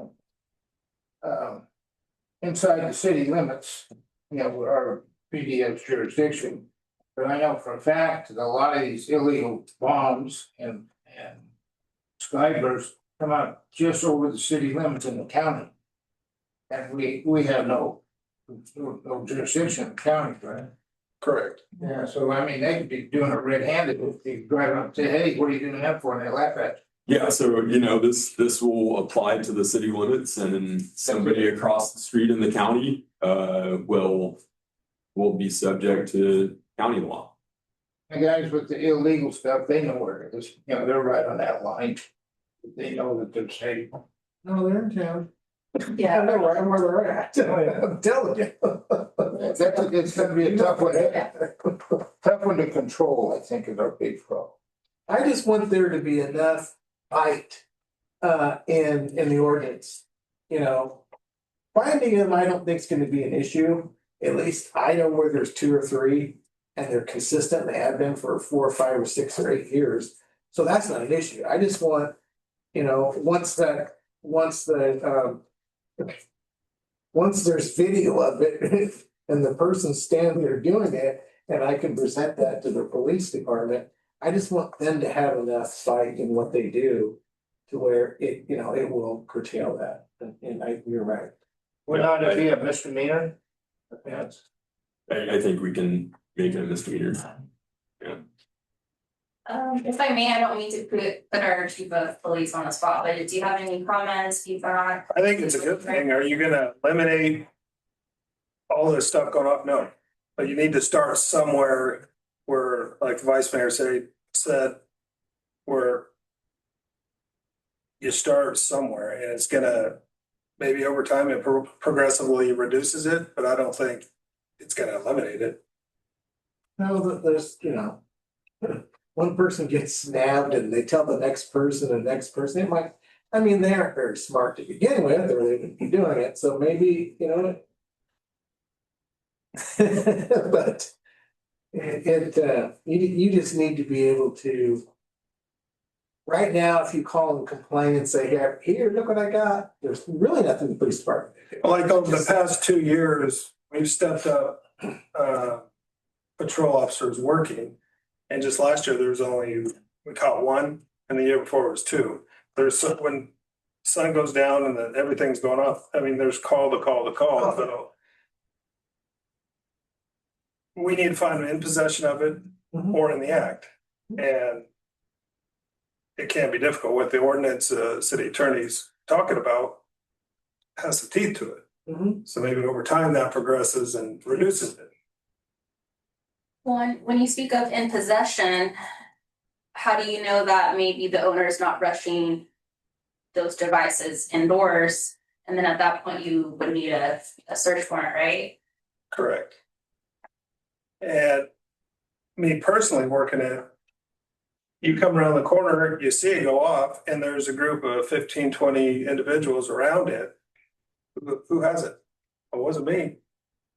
No, it's the homeowner. Right straight to the homeowner. But if it's out on the city street, But what I'm saying is go right straight to the homeowner. We're getting, I think you guys can put something together. Yeah, no, and for what it's worth, some of the ordinances, the way they're drafted is very clearly meant to address that sort of situation. Councilman Roberts, where if there's a group of people and they're hanging outside your house, you're in trouble. Yeah, Right. Right. And you're gonna take the fine. And it doesn't matter who let it off. If you're having the gathering, it's your problem. So it's clear that those problems have come up enough times that they're building those in to the statutes now. Yeah. Perfect. Thank you. That's good. I'll open up the public. Public has any comments on this item? Seeing that, we move to item number 5. That was requested by Councilmember Sanchez. Hi, good evening, Mayor. I have put forward a resolution in support of the LGBTQ Pride Month and community here in our town. This is something that I did bring forward a couple years ago. again, just wanting to support and embrace the diversity in our community and in our state and in our country. We celebrate mental health awareness. We urge people to talk about, sexual assault and domestic violence. And there's a lot of people that are impacted by different issues in our community, and also people that identify in different ways and have different values. And I think aside from what we may believe politically, these are still people that deserve dignity and respect in our community. So again, this is just a resolution that I'm bringing forward to support the LGBTQ community here in Gridley, who again face discrimination, intolerance, and hate. And I look forward to your support. Yes. What would you, the whole month of June in 2026 is to support LGBTQ plus pride? What does that entail? So that entails this, so just like we have certain months that celebrate African American heritage, Latino heritage, sexual assault awareness or homelessness, the month of June is a month where the LGBTQ community celebrate what they call Pride. And it's just in recognition of the plight and discrimination and harassment and, violent attacks that they have faced over the years. And being able to identify how they wish and express themselves as they wish. I know that there's a lot of conversation and perhaps division and, sex and gender and expression of those values. And again, this is just to show that us as a council would be supportive of the LGBTQ community here in town for the month of June. So we're celebrating someone's sexuality. It would be someone's Sexuality. how they identify with their gender. I don't want to be part of that. I don't want no one celebrating my sexuality, so I am not for this.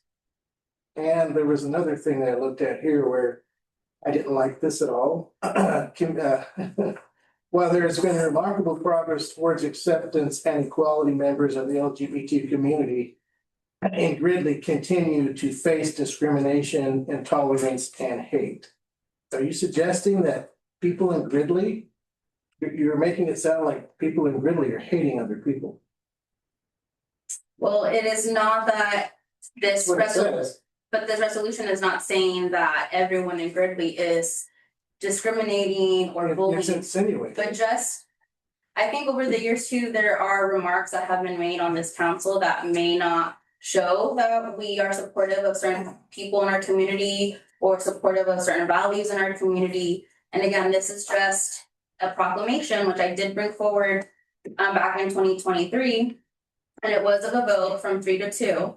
So I understand and respect how you view the LGBTQ community. But just like there is a lot of discrimination, not just against the LGBTQ community, there's a lot of discrimination against the immigrant community, as we notice. And I'm not saying that that's happening by everyone in Gridley, but it's being faced by people in our community here in the state of California, throughout the country.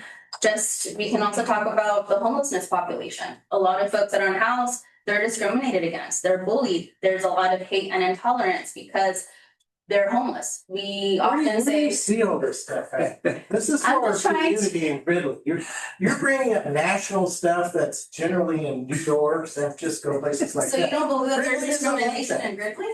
People, there's no That there's no discrimination. in Gridley. microaggressions? No, No? we're a good community. We are great. We are a great community, but there is still some Okay. pockets. There's still, I'd like to, okay, I wanna call you out on, it. Where's the pockets? this is not the platform to have any. Because you're saying stuff that isn't true. Because if there was, you would have examples. of Have it. you experienced discrimination and intolerance? No, there isn't any here. I am the only woman and I'm a Latina. I'm a first generation person that was born and raised here in this country Okay. and in Gridley. And I have faced bullying, discrimination, and harassment since I was a kid, either in our school system, by teachers, in our community, and even the first couple of years that I was on the city council back in 2020, I faced discrimination and hate because I was young, because I was a woman, and because I was a Latina. and Emily. So let me tell you, I want to say the same thing to you. I'm going to argue with you a little bit. I was born in Germany. I came here and I was called a Nazi. You know what? It made me stronger. I didn't let people direct me by calling me names. That's how you handle it different than I do. Well, like I So said, this is not the like I first said, time I have brought I this was born in forward. a different country, came here. And got in fights, was beat up. Were you ever physically beat up? I was. I had to defend myself. Can I add to that? And I don't look at it, and this isn't our community, okay? But we need to put all this stuff behind us. We live under a constitution. We're all created equal here. I think we need to stop. This is about someone's sexuality. That's the problem I have with it. We shouldn't be celebrating. It says celebrating sexuality. But what if it was about immigrants? Can I add a little to it? What if it was about Women's History Month, African American History Month, I'm talking about Sports this Month? specific What if you thing, put something to bring sexuality to right celebrate here. professional sports? Talking What about if you feel the same sexuality. way? May I It's say about something? sexuality. May I say something? Yes, please, Council. I worked in behavioral health for 26 years here in Whitney. I had a number of clients who actually were gay and were in the closet. They were afraid to come out. However, the culture in Whitney has changed and is progressively moving to accept some of these sexual preferences. You can see it with high school kids. They are exhibiting trust in displaying their preference in public. So there's a lot of changes that are happening, and we need to focus on that. I believe that some of this is just a way for the city to just recognize them and whether they are being discriminated or not. I don't see a lot of discrimination now, but I did see it like 10 years ago. Because it's part of the history that got us to this point where people are accepting it, we're more open to it. And me outlining that in this proclamation is just simply alluding to the fact that this has been the case in the past. And to answer your question, right, who knows, maybe there isn't discrimination. Maybe that's something that I need to talk more about with the community, and especially our young people, like Councilmember Garland said. But this is just again to show the history that has gotten us to this moment. Our history up to this moment has been, to say, Councilman said, has been more accepting of LGBTQ alphabet there. It's been more accepting without this resolution. To this resolution, this whatever you call this thing, you're condemning the city of Gridley, just like you want to have emphasis on the youth. They say youth are being discriminated because of maybe their sexual. That has nothing to do with the city of Gridley.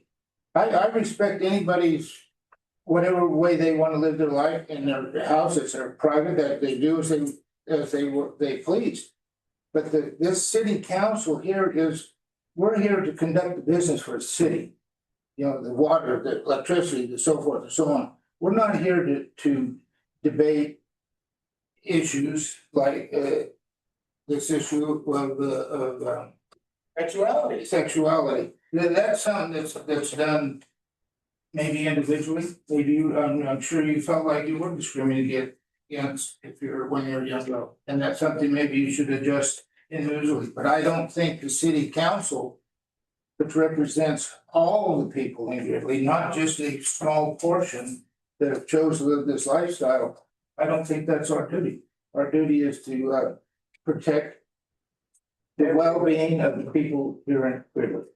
Well, and going back to your point though, protecting the well-being of the people that live in Gridley is to also protect their well-being, whether they're immigrant, whether they're only a woman, whether they're part of the LGBTQ community, whether they're low income, whether they're a senior, whether they're a young person, a single mom, or if they live in a abusive household, that we do care about their quality of life and that they do feel safe and stable being in our community.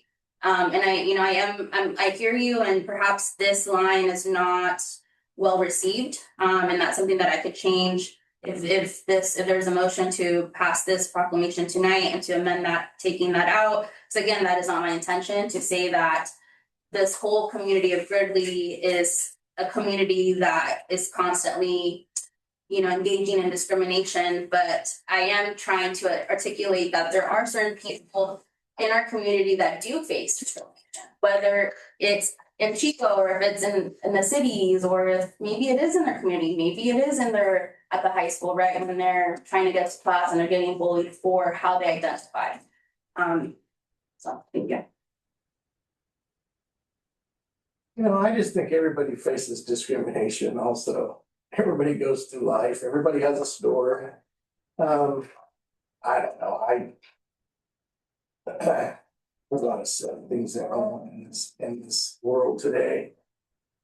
This isn't something that's conducting business with the city and the residents here. That's the way I look at it. I'm not going for it. One thing I know, the proclamations usually stay here in this room. They're never really advertised. In order for this to really be effective, we have to actually communicate it to the community. I believe, I respect them. I know many, I used to work with many lesbians, for instance. It's a growing group. And you can see it right here in our students. There's a microcosm of social awareness that is happening in the high schools, from political to some of these exclusive or different type of sexuality, for instance. People are people. But if we don't really pass this proclamation on to the rest of the community, then it's worthless. We need to actually do something about that. I remember people who were afraid to come out of the closet because their parents would disown them or something, and not anymore. And now parents are okay, that they struggle, but they accept. This has been my experience. So I have a question, this is, you can answer whatever, but since we're labeling something, certain parts of our politics here, label people, what am I labeled? I don't even know. What are you labeled?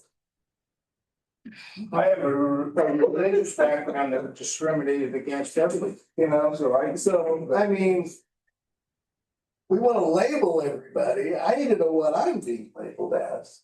Maybe we'll have a proclamation Maybe from we my. can't say it publicly. Yeah, exactly. I mean, It's just that it's almost like you're back in grade school and you come, it just doesn't make sense. I'm It's gonna just go back that to city in a- business. in a conservative community like really, it's difficult for some of these individuals to actually be themselves. That's basically what I believe. Acceptance is still difficult in sectors of the community. I totally disagree with you. Thank you, Councilmember Calderon. I agree with that. I totally disagree. Conservative part of this community doesn't care what you say. I think this just goes back to the Am I right? point that the five of us here have had 5 different distinct and unique upbringings in this town. Whether it's, Mayor Farr, it's you, it's Councilmember Roberts, Councilmember Bandelon, and my Councilmember Sanchez, we all have had different experiences. Everybody has Where this we- experience. So this is just a show, if there is a majority vote, that we are supporting the LGBTQ community in the city of Gridley during the Pride Month of June. I think we should have a month of June that celebrates everybody under our Constitution that has the freedom to be here in this country. Let's do that. That's everybody. That's gonna happen on the 4th of July. Right. So, I mean, let's make it all month long. I mean, it's just, I'd like to make it fun. okay. I'll shut my mouth now. No. Your resolution or proclamation, to me, it indicts the city of Ridley. You know, you're specifying the city of Ridley with all this, which I will go against this. I don't believe any of that. But I think what you were saying earlier, you have a point. Yeah, it should be addressed maybe in a different venue or a different place where you can get more discussion going. But with, I don't know what I'm trying to say, but I don't like the idea of this thing condemning the city of Gridley when the city of Gridley, the city council here, it's for all the people in Gridley, because I'm repeating myself again, but and for the benefit of the people in Gridley for their material needs. We're not here to debate political or things that cause controversy, I guess is what I'm trying to find. So I support you in what you're doing, but I don't support you in this fact that you're in this thing here that's against the city of Gridley. Any more comment? No, sir. No, yeah. Question, is this an action item? Yes. Is it? Yeah. Action can be taken. Open it up to public. If anybody has anything they'd like to add or discuss? Seeing none, I will look for a motion. I don't know what kind of motion I want. Well, I'll motion that the city council support the proposed LGBTQ Pride Month proclamation to support the LGBTQ community in the city of Gridley limits. Second. Okay, Councilmember Sanchez, Yes. Councilmember Calderon, Yes. Councilmember Roberts, No. Vice Mayor Johnson, No. Mayor Farr. Yeah.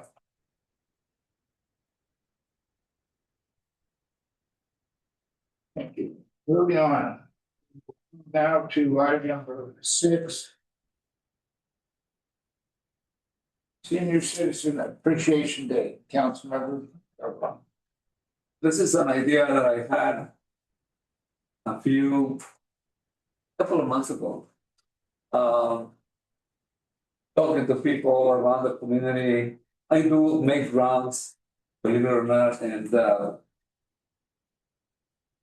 I think that the elderly are going to a very difficult period right now, those who have a limited and fixed income.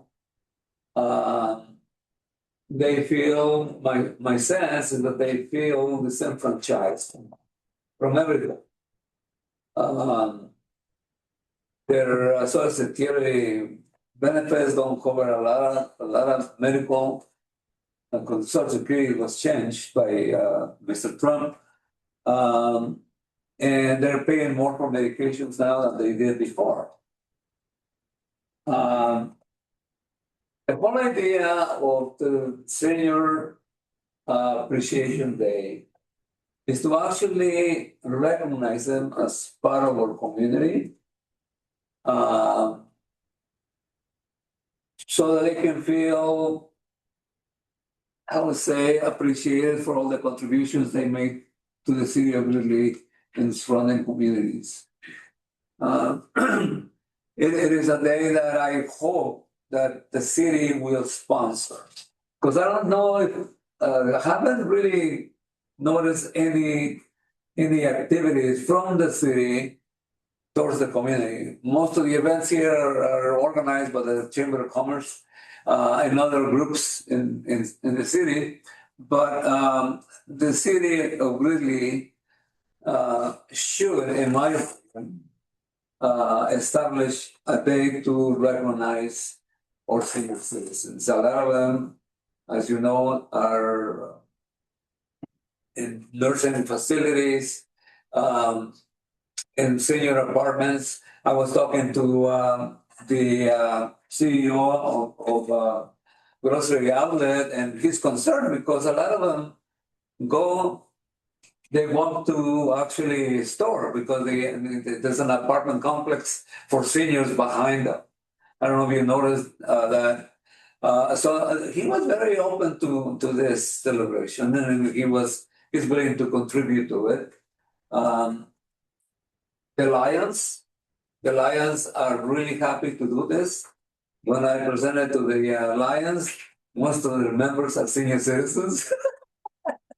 So it felt really good. I think this is something that the city can really sponsor. My idea, well, I gathered some agencies. One of the first to respond was Waste Management, which I appreciate very much. If you remember, a couple of months ago, we had a senior suicide. And there's more of that going around. So I'm inviting public health senior suicide awareness or management, something like that. So they're coming. There's an agency in Chico Passages that specializes in senior care and services. So they're also coming. Catholic Soul Services coming as to present their services they have a team also for suicide awareness and prevention. And the Chamber of Commerce, when I talk to them, I talked to Lisa and Lynn Spencer, and they seem behind this. There's a lot of things to do. It's a day that the seniors will enjoy the day. We'll have a little music, maybe free food for them and drinks, and just to recognize their contributions. It's a way to make them feel visible. It's a way to make them feel that they can count on us. I hope the council is able to approve this. In my opinion, it's good for us. Yeah, I would just say that I am supportive of your idea and that there needs to be a day or maybe a month to celebrate a certain community. Once a year. Yeah, a certain group of people in our community that, they do face discrimination and hate. It's because they do, right? They're on fixed incomes. It's hard to afford food nowadays. And I think it's also really great that the way that you told us the story of how Grocery Outlet owner was very, because he sees the seniors that are coming in and it's tough to choose, because they're on fixed income. Hey, I can't afford certain things. So I think him being able to wanting to support, our seniors, or if it's the LGBTQ community or immigrants in our town, everyone here is equally contributing to our economy and our community. And I think it's important that the council support your idea because we need to support the well-being of every person that lives in Berkeley. So one of the things in organizing is that you have an idea and you talk about it to different groups of people and their consciousness start to change. And they become aware, especially in this case, of the seniors who are having a hard time. And they understand that. So now it's in their minds that we want to contribute to this. And we may not do this every month, but at least once a year. I think that once we have it going, they probably want to do it again. And whether it's this day of celebrating our seniors or if it's celebrating other people in our community, it's the more that we have these conversations and talk about the problems and the difficulties and challenges that they're facing, whether it's our seniors or our young people or immigrants, that we do talk about it. Because the more that we talk about it, the more that we can share our experiences, that we're different. We have a different experience living even in the city of Gridley, even if we all live here, right? We all have a different experience. So yeah, thank you. Yes, I hope that I don't like to work with money.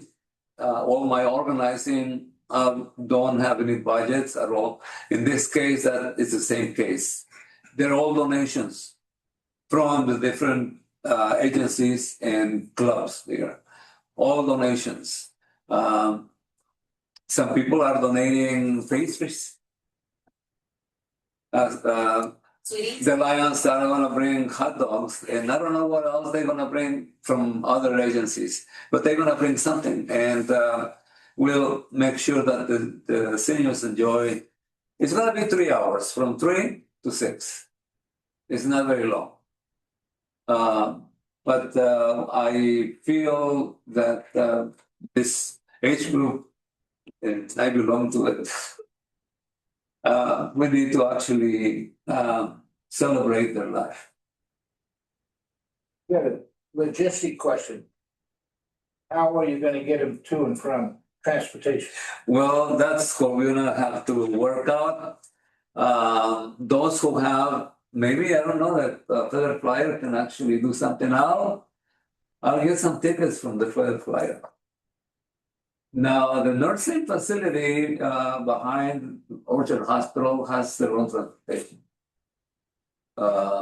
And there's a group, actually, the Mexican dance kids. They actually went to the nursing facility on Mother's Day, and they danced and brought food, and the seniors were just excited and happy. So it's a very, it's very important to them, especially at this time, that a lot of times I find myself, for instance, really having a hard time walking. So it's an important concept in my opinion. More. Another question I had, and it has nothing to do with this right here, but doesn't our rec department, don't we have a senior program? We do. So what you have before you is to support the event from the council. And then also what the city would be contributing would be, our recreation staff currently does have some senior programs. We do the bingo, the meals. And so they would probably have a table there at this event with information on resources. They may have some ideas of projects. Maybe there's painting, maybe there's things that they can bring. And then also citywide, maybe we have information on programs for energy efficiency, or maybe even community action agency contact information for assistance with utilities. So it's a resource. We would have a resource table. Okay. And then if council wishes, we could also, use the flyer and do a free ride day for seniors that day. I mean, there's different things that we could do, but it would be most likely staff time and a few items that we would be donating, which we probably already have at the rec center. But we're kind of turnkey with what we have. Right. Okay. Yeah. Well, rec department is involved. So they will be working on this also. Once I complete my tenure here, I probably they continue to do it. So they're a good option. They already have a senior program going on. So I'm really happy that this is coming. So just with your direction to support staff to go ahead and authorize us to move forward and just support the event. Yes, that's fine. Are you looking for an exact financial contribution as well, or just staff to help? Well, that's fix what it? the gentleman from the grocery outlet asked me. Maybe we cannot bring anything, but maybe I'll give you a card so you can buy stuff. And I'd rather have the rec department deal with that. If any money or any cards are passed around to me, I'll have somebody else deal with that. Okay. Money is interesting. Money really is evil. Yeah, I know how you feel. Evil. Things they do, people sell their soul to the devil for money. Any more comments on Senior Citizen Appreciation Day? Open it to the public. Any comments on this item? Seeing none, I'll look for a motion. I'll make the motion, so to actually approve city support for the Senior Citizen Appreciation Day event scheduled for June 17, 2026 at Battle Park, including the contribution of city staff time and department participation as needed to support the event. Call please. Vice Mayor Johnson, Yes. Mayor Farr, Yes. Councilmember Roberts, Yes. Councilmember Calderon, Yes. Councilmember Sanchez. Yes. Thank you. Thank you. I was just gonna try to add to it, have the flyer, allow the flyer to pick people up for Okay, yeah, it. I don't. that will be departmental support. That'll be. We have, department. I gotta do the flyer. We're gonna, tomorrow. yeah, we're gonna roundtable it with I departments. was saying this, Yeah.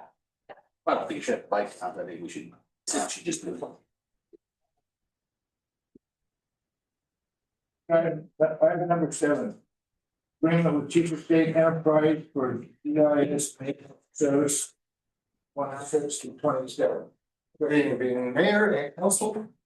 Agenda item 7 is requesting that the council allow the city to go into contract with GIC and rebuilding the GIS system here in Greeley.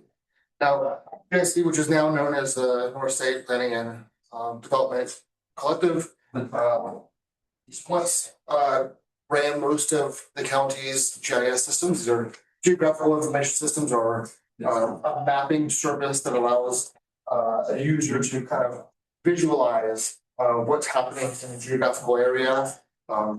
Oftentimes this is widely seen as in like squares that are different colors that identify zoning. And this gives the user an idea of what can be done in that area. This will have a public and private and an internal facing portal. So on a public side, you might see these zoning things and maybe some basic data about what can be done in that zoning, links to the zone where it talks about it. Fire hydrants, flow meters or flow amounts of those fire hydrants, things like that. And then internally, there may be more details about the infrastructure, like we discussed earlier with the electrical lines going where they go, where transformers are, power capabilities, things like that. Water flows for water lines, the stormwater management, these sorts of things. Obviously, internally, we'll also probably have access to things like who owns the parcel, how to contact those people, those sorts of things. This is a tool that is used in all kinds of areas of development. It's a very kind of basic thing that municipality can really benefit from. At some point, this was abandoned. It was replaced with something called Parcel Quest, which is not very robust. It's not very reliable. We oftentimes don't have real information that's accurate. With this particular group, the NSPDC, they have historical data for this area, for Ridley specifically. They already have the foundation is kind of there already. They work with our neighbors and the county and so they already have resources that we can't get anywhere else. I think the town of Paradise is probably a great example. Obviously, I work for the town of Paradise, so I have seen what it looks like on the front end and the back end. And I mean, when I started here, I could tell the difference between having that information, not having that information. This alleviates staff from having to field a lot of phone calls. This allows developers to come in and get information quickly without having to sit down and have extensive conversations right at the back. They can start planning ahead of time before they come in, before they sit down with us. Because they have this baseline information, because we can't get this institutional knowledge from any other private industry, this allows us to go into this without doing bids. It's a no-brainer. There isn't another institution that can provide this to us at this point. So, well, it's recommended that we get bids for most services like this. It's not required. So, as staff, we are recommending not to pursue that direction. And offer this the city this opportunity to adopt this contract. Are there any questions about? Yeah, I have questions. So back to software issues again. It being Chico State, I mean, I don't wanna make the assumption that this software is good for so long, but is this something that's going to, you know, have an expiration date and then we're stuck again? I mean, we're looking at $2,000 a month to have access or a portal to the mapping, basically same thing that maybe LAFCO would use or the county would use. So I guess I mean, why is it so expensive? Yeah, so this is a standard rate that we are, that we're paying, that everyone else pays. So it's not like this isn't more expensive than others that are being provided the same service. This is something that we'll continue to build out, so what we don't have now will be added throughout the year. So they will continuously work on this by adding new layers, by adding new infrastructure. We're also updating it as we go, so when zoning changes, when infrastructure changes, they're constantly changing. This is something that we're not getting from Parcel Quest. This is something that we don't have control over this when we go through a company like Parcel Quest. This is something that we do have direct interaction with. They're right here in our backyard, our neighbors that are working on it. There's no guarantee that it will stay at this price. This is an annual price. They haven't suggested that it's gonna go up or anything, but ArcGIS is kind of the baseline for this type of service that lots of other companies do use. So we wouldn't have to stay with ArcGIS. We could take the infrastructure that's built into that software and take it somewhere else. In fact, we do have a lot of folders that are full of what we call shape files or KLMs, or they're like CAD files where they're geotagged to stretch over a globe. And we have them on our server, and I was able to send a lot of those to them. They recognized that it was when Gridley had this service years ago, and they said a lot of them aren't necessarily good anymore because the GIC has updated these materials as time's gone on, and these older ones aren't necessarily as useful, but it is a evidence of what we can hang on to. So if we have all this information that's being built and they continue to do this for a year, 2 years, 3 years, and then the price gets out of control, we can't afford it.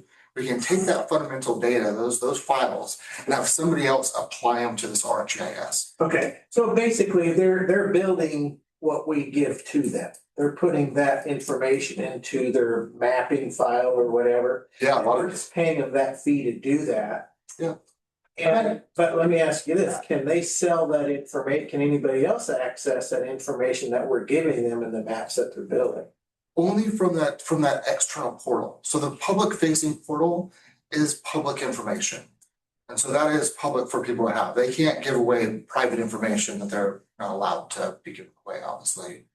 We're not giving them all of that information, just to clarify on that. Okay. So there is a lot of stuff that we already have.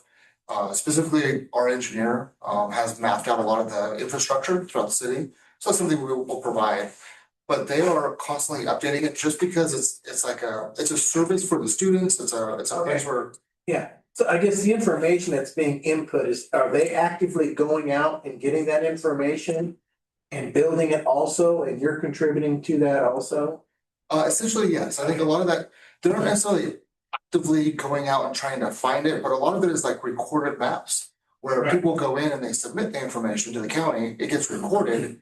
They're the same organization that sends us updated maps, the APN maps that are updated on a regular basis. So they're getting this information without necessarily having to go hunt it down or anything.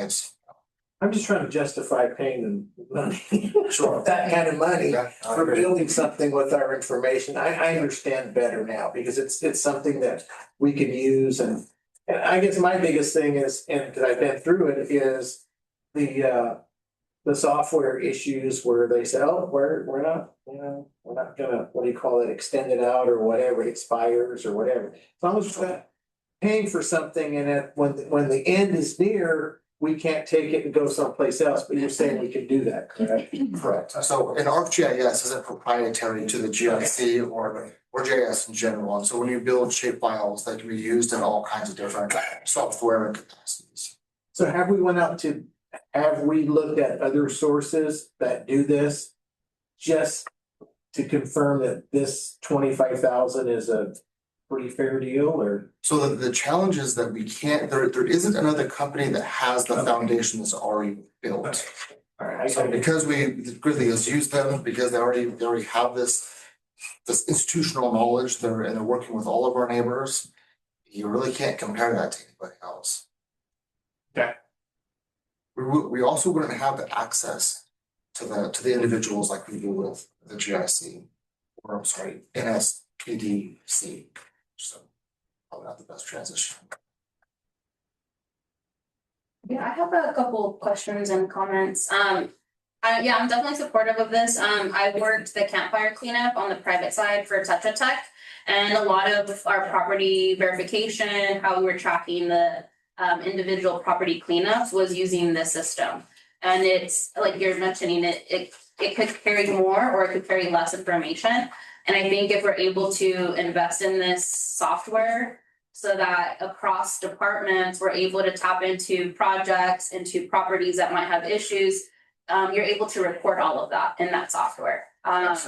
And I think the only concern, along with what Vice Mayor Johnson was saying, is, let's say Chico State Enterprises, obviously not wishing any bad luck on them, but what if they do dissolve? Are we still able to go to another vendor in that case? Because you did mention that they're kind of the only ones that do this in the area.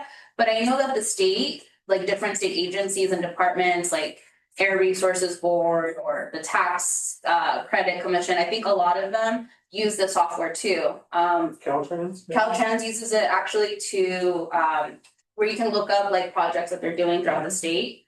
So yeah, sorry, I kind of threw it at you. Yeah, so just to clarify, we're not really paying, it's not really necessarily about the software. The software is part of that bundle, that cost, that expense, that ArcGIS.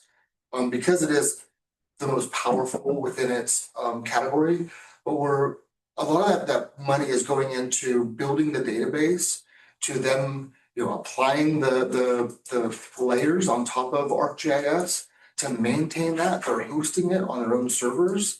So it's not, that's not coming out of our, we don't have to. Buy or something to hold data. Yeah, so everything's Cloud or whatever. Yep, so the public facing, the internal facing portals, these are all being hosted by them. They're building out those databases, they're constantly doing the maintenance on it. So it's not that we're paying necessarily for ArcGIS so much as this entire package is being built out. Over time, it may be that, the base layers are just, infrastructure like power, water, wastewater, stormwater management, zoning, things like that. But where you can continue to add layers for anything you might want to know. PD might have their own database of stuff where they want to be able to look at something over the map and they can create a layer to show hotspots for different things or. So are you gonna work with all of the department heads and like chief of police and fire to work with the folks at Chico State Enterprises to figure out what those layers are of data that they would like to see, for electrical department needs, for any public safety needs, for any public work needs? Are you gonna be hosting those type of meetings as well? Yeah, so we've already begun that. We've already had meetings that were basically opened up with, what do you want? What would help your department? And how will the service be most beneficial to you? And then we took that to the GIC and, talked about what are these layers that you guys can build? Is this feasible? Luckily, our engineer does already have a lot of this in these files that can be CAD files are easily translated into shape files. So it's a lot of that legwork is done. It has like geotagging and that sort of thing. So yeah, this is absolutely intended to help every department and anyone who has an idea of something they want to apply as a layer is always welcome to step up. Yes, staff did have the opportunity to meet with the group and the team and discuss what options and what resources and how this would benefit and be of use to the city. So yeah, our departments have already been in those meetings internally to decide whether or not this is the right path to take. And just my last comment would be, I know that it looks like there would be an internal and then a public facing like website for this. And then obviously I think there's gonna be discretion how much is gonna be publicly available. But if someone wanted to look up, hey, there's a public works project, they could just go on the ArcGIS and look it up, like, oh, what's going on here? Well, not exactly, Oh, so, no, so Okay. if there's a short-term project where Public Works is working on something for a period of time, that isn't necessarily a baseline layer, that could be something that we may want to add on at some point. But that isn't something that you commonly see in ArcGIS. This is more of, if a developer comes in and they have a parcel that is for sale, they can look at the zoning and then link them to the municipal code that tells them what they're allowed to do and how to accomplish that, how to get that use, is it through a administrative permit, conditional use permit, that sort of thing. Then from there, they may be able to look at, they may be interested in how close is other commercial, how close is high density residential, how close are fire So maybe hydrants. we shouldn't offer it to the public then, because it sounds like this is only to serve more of an internal staff. Benefit versus like what Vice Mayor Johnson said, like if you go on the Caltrans website, you can go into the GIS system and see all the different projects that they're working on in the region. But if that's not even an option for the city. The developer would be considered public though, they're not. Yeah, the city developer staff. is a public entity, yeah. So, and it doesn't necessarily have to be a developer. This can be somebody who just a local resident who's interested in wanting to do something in their neighborhood or even in the backyard. They can find their own zoning, they can find how to pursue a use permit with the I think regulations. what I was just saying is that if this is a software and also a website that's gonna be made available to us. I think just to be a little bit more clear in what I'm trying to say is that if we do have a public facing website through the GIS, that maybe we can consider talking to Chico State Enterprises, hey, is there an option for us to put this on our city website where the community could go in and, you know, they could access all the CIP projects that the city is working towards or on. Again, it's just another free communication tool for us to put out what our staff is doing. So I think that's another issue that we're facing is people think, well, what's going on? You know, it's like, oh, well, we do have 30 CIP projects, but no one knows what that is. So my recommendation to you is if there is an opportunity to make this a public website on our city website, that we could work with them to create this like specialized information platform. We do have a current platform like that, which is the ClearGov, and that is available to the public, and the public can drill down in all those projects. And one of the recommendations and the discussion staff has been having is, as we become more familiar with ClearGov, there will be more updates on the completion of projects. And if you look at the website for ClearGov, it'll have the description. Sometimes they'll upload pictures and they'll give the progress and the status of those CIP projects. So your CIP projects, along with your budget and all of the information, financial projects, oversight, all of that is in ClearGov, and that is already going to be a link on our website. This is more of use for somebody that has a proposed project that wants to come in and use it as a resource and a tool to develop, okay, I see this parcel, what's on there? What is it zoned?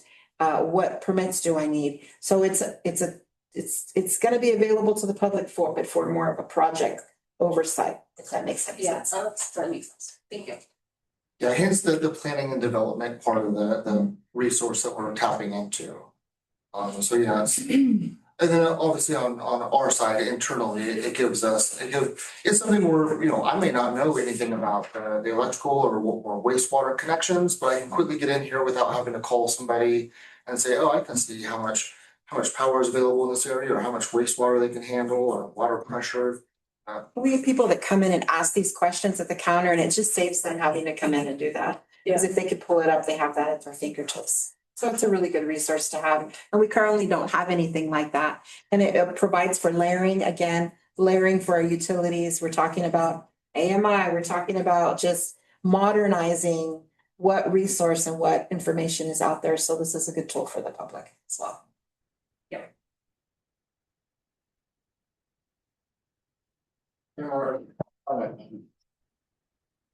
Open it to the public, we don't have any public, we'll, But there's one public out there. I'm kidding. I'm sorry.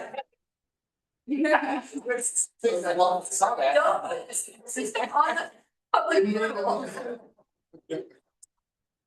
No, hey, good thing. Hey, we will, we got a motion on this. I we go into agreement with Chico State Enterprise for GIS maintenance services. That's my motion, part two. And authorize the city administrator to execute necessary documents. I'll second. Roll call, please. Councilmember Sanchez, Yes. Councilmember Calderon, Yes. Councilmember Roberts, Yes. Vice Mayor Johnson, Yeah. Mayor Farr. Yes. Okay, moving on, we'll move to council committee reports. I, You get yours. I'm on vacation. Before I start, the young lady from Waste Management, Yes. since you're here, I'd like to ask you a question. Only because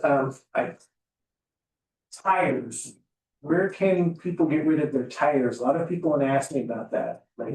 And when? So that's a really good question that I don't have the exact answer for tonight because I'm so new. Usually some, I don't know if we've done tires at the community cleanup before. Do you know, Alyssa? We haven't done that or not, have we? It's 4 per vehicle. Yeah, so I know we do that at a community cleanup. It is limited. You can't just bring a truckload in. But that's, I don't know if the Ord Ranch transfer station takes fires, I don't believe they do, but we can find out. Yeah. Yeah, if I can get the information and, Absolutely. like in the next couple of months, that would be great. Yeah, do you have a like multiple? Are you talking about like the There's probably. There's 3 people and I'm just saying there's 30 tires. Amongst 3 people. Okay. I will definitely find out for you. Okay, I really appreciate it. Of course. And then I do have some things to report, VSHAG, the regional transit routing study outreach. We're still working with, the staff has been working with Jarrett Walker Associates to study fixed routes in the cities of Chico and Orville. The first 2 outreach events took place this week. 18th and attached is a brief blah, blah, blah. They're not making any changes to Ridley and Biggs. No plan changes. Also, good news is the 2027 Federal Transportation Improvement Program development, where Ridley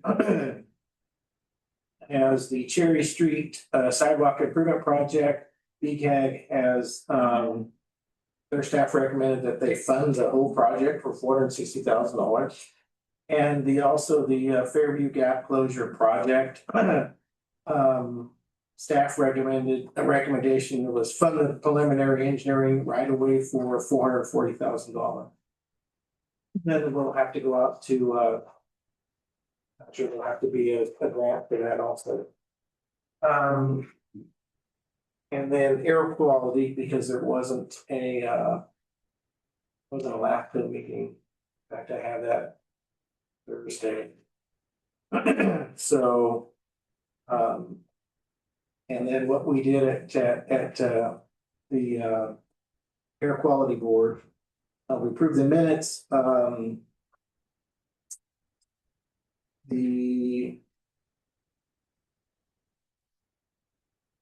course, we opened the hearing for the fiscal year 2026-27 budget. Also authorized board authority for the APCO to research, negotiate terms and services for changing banking institutions and online credit card processing warranted.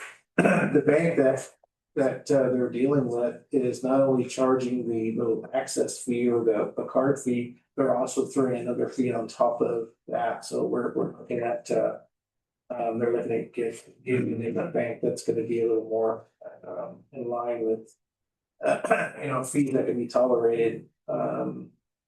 Approve the resolution of intention to amend the CalPERS pension contracts to incorporate the Public Employees Pension Reform Act 2013. And it was a closed session, so that was pretty much it. We did receive, the adopted resolution to receive funding and approve this, the CAP incentives for fiscal year 25-26. And then I have a meeting, a LAFCO meeting on Thursday.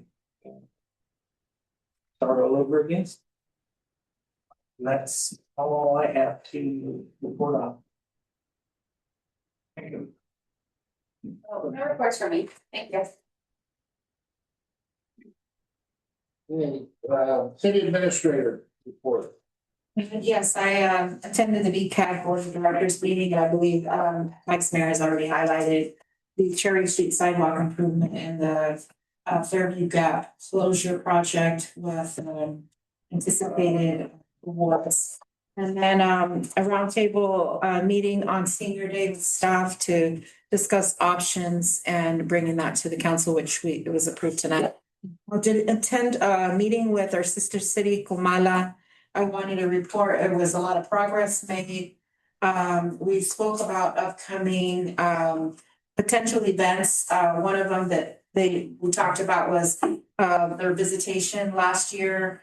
I believe the year before they visited Gridley and they attended the fair, and the city had sent out an invitation for them to come and visit, and they did come into town, and they met with the council. I think we had a special little session with them.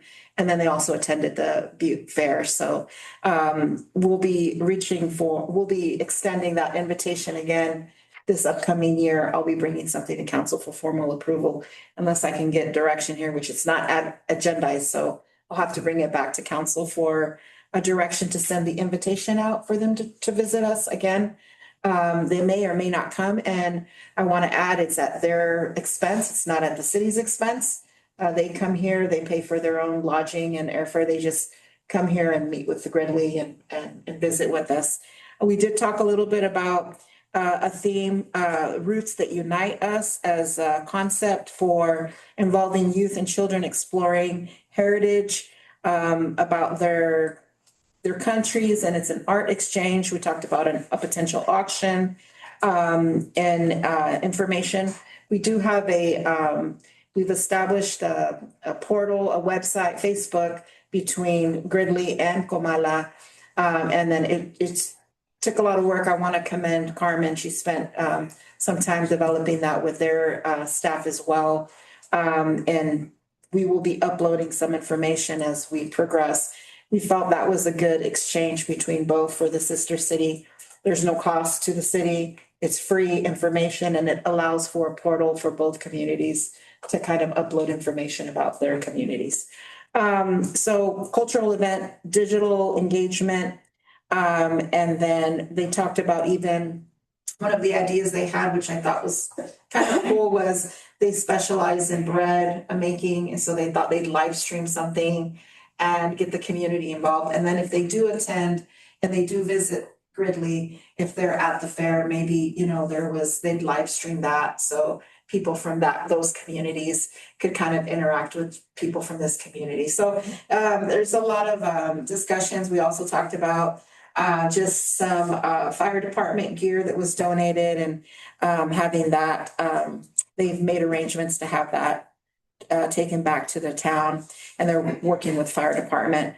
And then also future potential discussions about water mitigation and resource sharing. So it was a really good collaboration. We had good meetings, and we're meeting with them, I believe, in 2 or 3 weeks.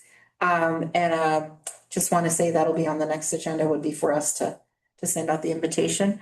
And that's all for my report. Thank you. The department updates. Nothing to report from the police department.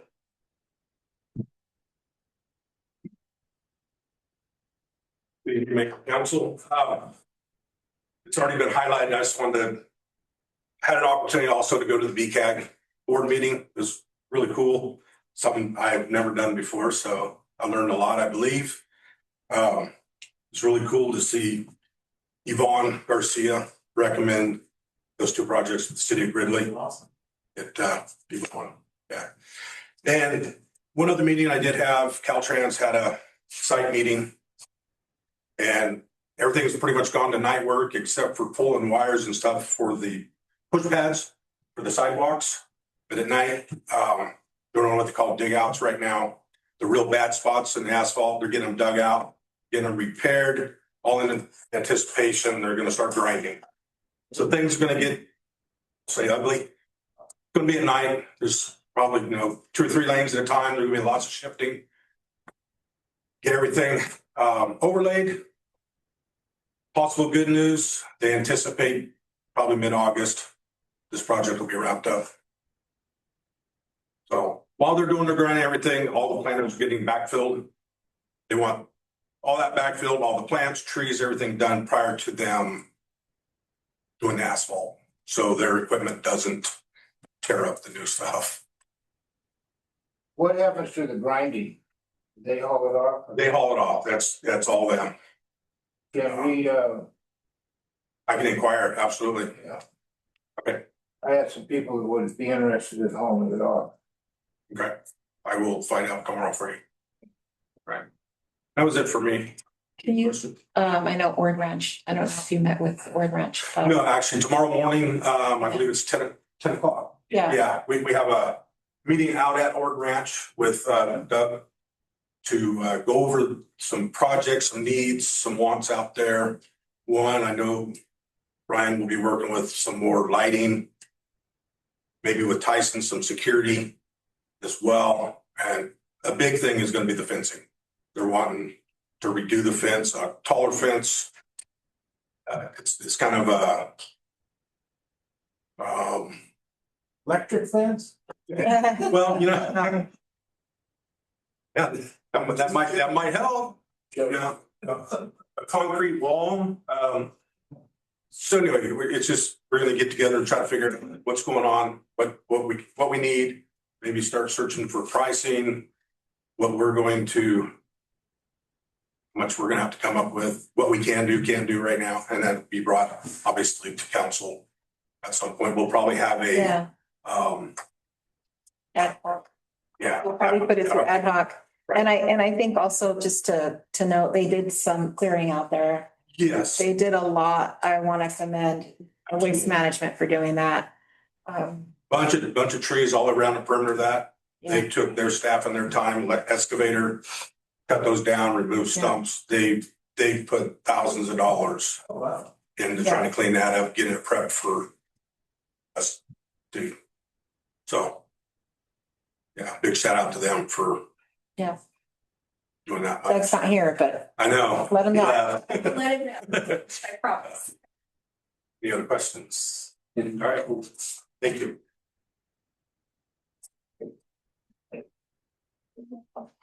Mayor, council, Mike Conti stepping in for Chief Dyer, who's out of country on vacation. Yeah, lucky him, guys. I'll be giving your fire department update. The fire department here ran 86 city calls, 62 medicals, 2 car accidents, a structure fire and 2 vegetation fires. Outside city limits in the county, they ran 61 calls. We'll say there was 3 vegetation fires behind Randolph Avenue across of Laurel that over the course of 2 days that turned into an arson arrest with the help of Ghibli PD and CAL FIRE fire prevention. So arrest was made. The station personnel will be starting, I got a mid-afternoon update from them. They'll be starting weed abatement this week will be the first round. And station personnel assisted and attended the bike rodeo, the fishing derby, Red Suspenders Day, and to spread the fire prevention message. And lastly, truck 74 is in town. If you guys didn't see it at Red Suspenders Day, the new truck is here. They're outfitting it, and our goal is July 4th to be some sort of ribbon cutting or pushing ceremony or something to present it to everybody and put it officially in service. Any questions? And the report.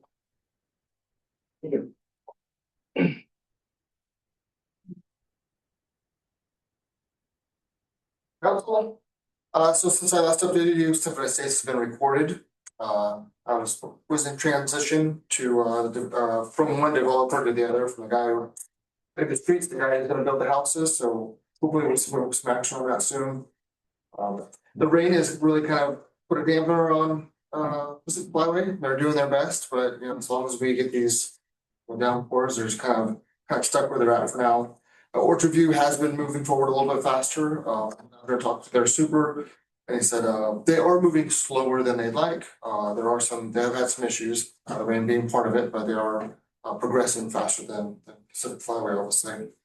Legacy Environmental is going good.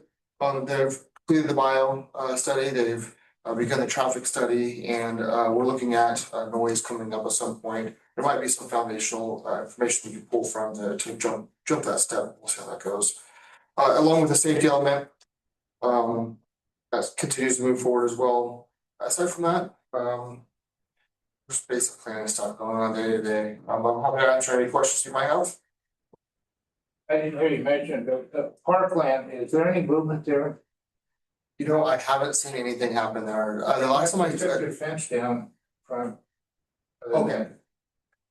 Yeah, so the two kind of entities that have been working in that area, I haven't spoke with either one of them in a while. Last time I spoke with the local people, they said they were pursuing an FTA program that would allow them to rent the parcels out at a subsidized rate.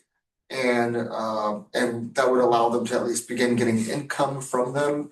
But I'm not sure where they're at in that process, or even if they pursued it, to be honest. But yeah, I know they're having trouble with that. I just don't. Yeah, 4 vacant houses there, nothing. Yeah, it appears that way. I see vehicles that park out there, but I don't know if they are occupying the homes or if it's I don't know what they're doing there. It's kind of out of my hands as well. I could reach out to the developer and ask if he wants to talk about it. I did that before. He gave me a tour and gave me some insight.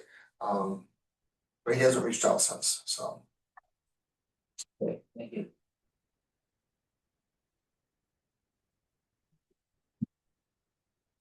Any more reports? Or for the electric department. Well, no more reports, we're adjourned till 2:15.